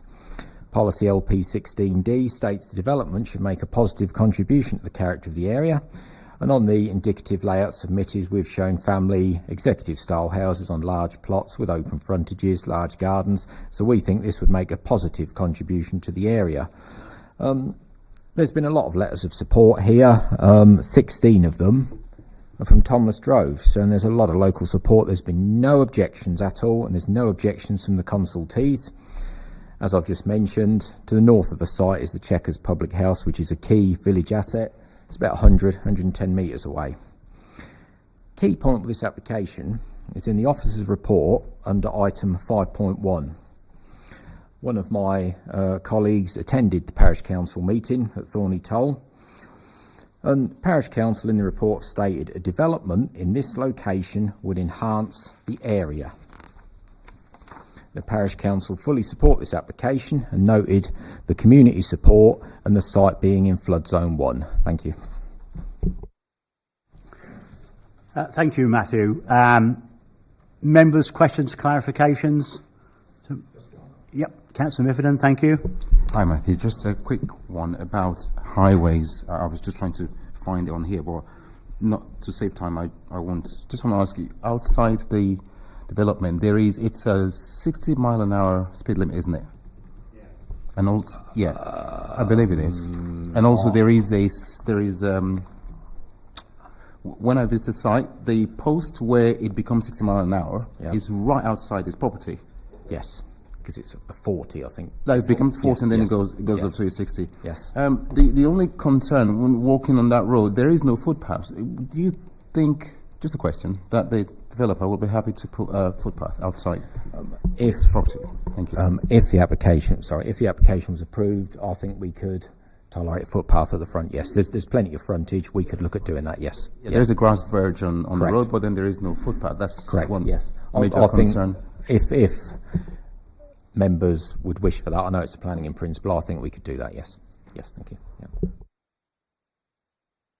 Councillor French. Thank you, Matthew, for that. Second part of that, would they be prepared to put a TRO in for lowering the speed limit to 40? So in the parish council comments, it was also noted that councillors have considered changing the speed limit of the road from 40 to 30 following representation from residents. So we've done some TROs before. I think we could, yes. Yes, we could, yes. Yes. Fair enough. Anybody? Oh, Councillor Hicks, thank you. Not only the change of speed limit, but moving the actual sign back, because the other side says 60 miles an hour. Is it possible to move that back to the other side of the property, so the 30 mile an hour and the 60 mile an hour, all the properties in the 30 mile an hour side? I think that would be up to highways, but yes, that would be fine. So I think the signs are in the highway verge, from my memory. Yes, yes. Yeah. So the answer is yes. If he gets highway, if he gets highway approval, he's more or less stated, although it's PIP, that he will do those two requests. Anybody else got any more questions? No. Thank you very much. Questions to officers, members?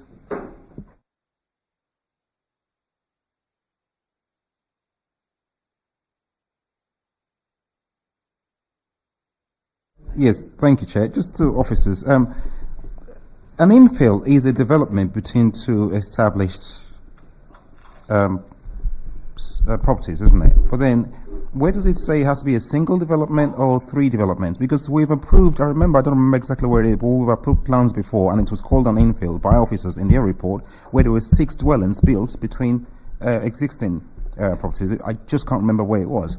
But how does it change from when you describe 6 properties as an infill, and then 3 is not an infill? I don't understand. Okay, thank you. Yeah, so policy LP3 sets out the hierarchy of settlements. So you've got market towns, large villages, small villages, and then you've got other villages. And as that hierarchy goes down, then there's an expectation that there would be less development overall. You know, it's not sustainable to significantly grow small little hamlets and things like that, essentially. So in particular to Autonomous Drove, LP3 defines that as an other village, where residential will be considered on its merits and will normally be restricted to single dwelling infill sites situated within the built up frontage. So LP3 sets out that the expectation is that there's a restriction in terms of the amount of growth for Autonomous Drove, and it says normally single dwelling, so it's for members to consider whether or not the merits of this particular scheme, whether 3 is acceptable or not. Officers for the start don't consider this policy applies because it's not inside the settlement, but nonetheless we've had that discussion and probably done that to death this afternoon. So we certainly have, Gavin, we certainly have.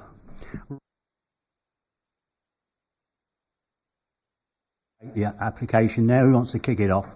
Councillor Hicks, thank you. Yeah, I think this is infill.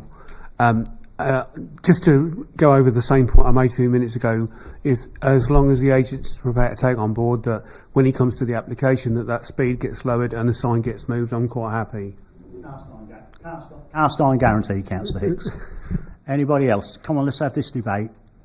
Councillor Gerstner. Again, I mean, I'm looking at the weight from Wisbech St Mary Parish Council. They don't have a problem with this and they're supporting it, so I think we should give them some weight on this application. Pertinent point, Councillor Gerstner. Anybody else? I'm going to close this debate soon. Have you got anything to say, Councillor Benny?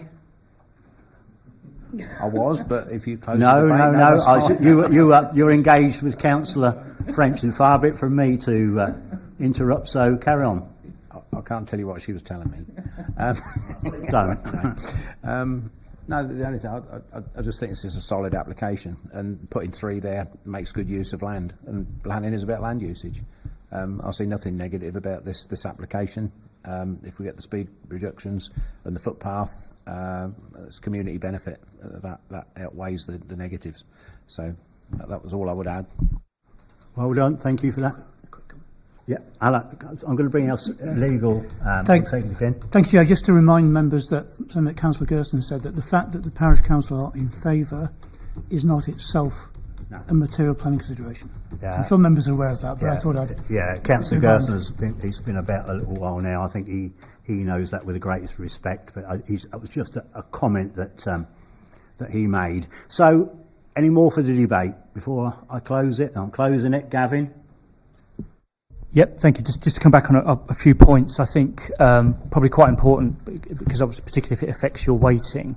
But in terms of the proposal to sort of secure footpath, obviously it's a permission in principle. We can't secure conditions under these at the moment because it's the first stage.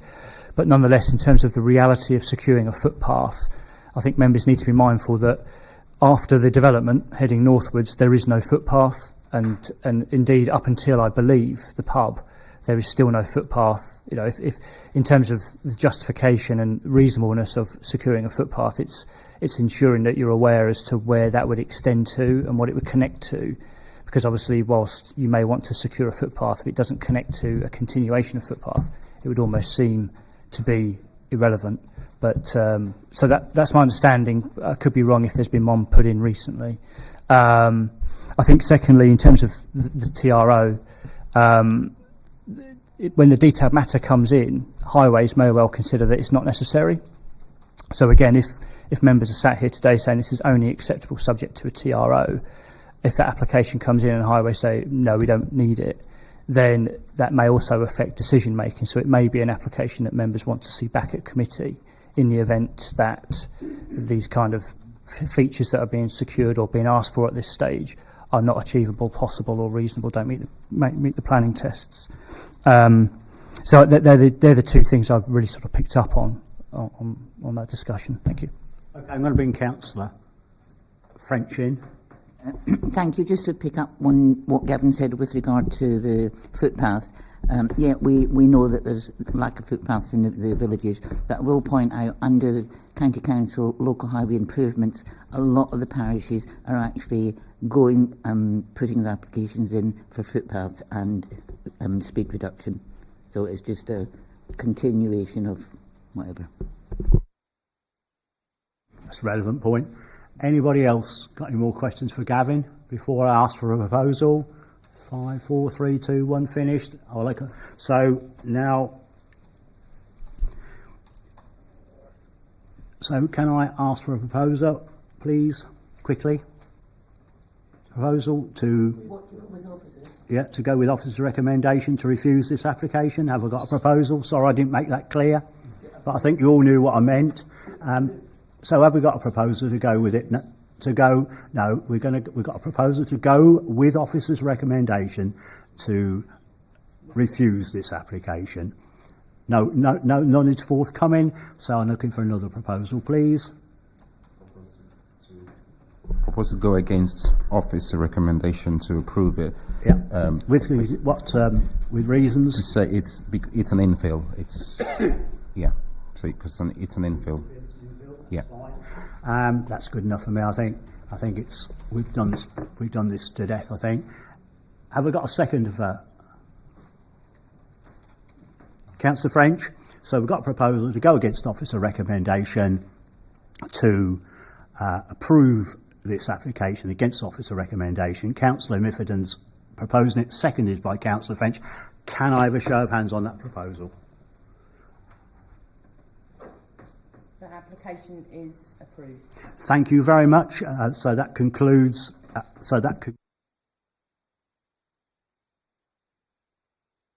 Thank you very much. Had some good debates there.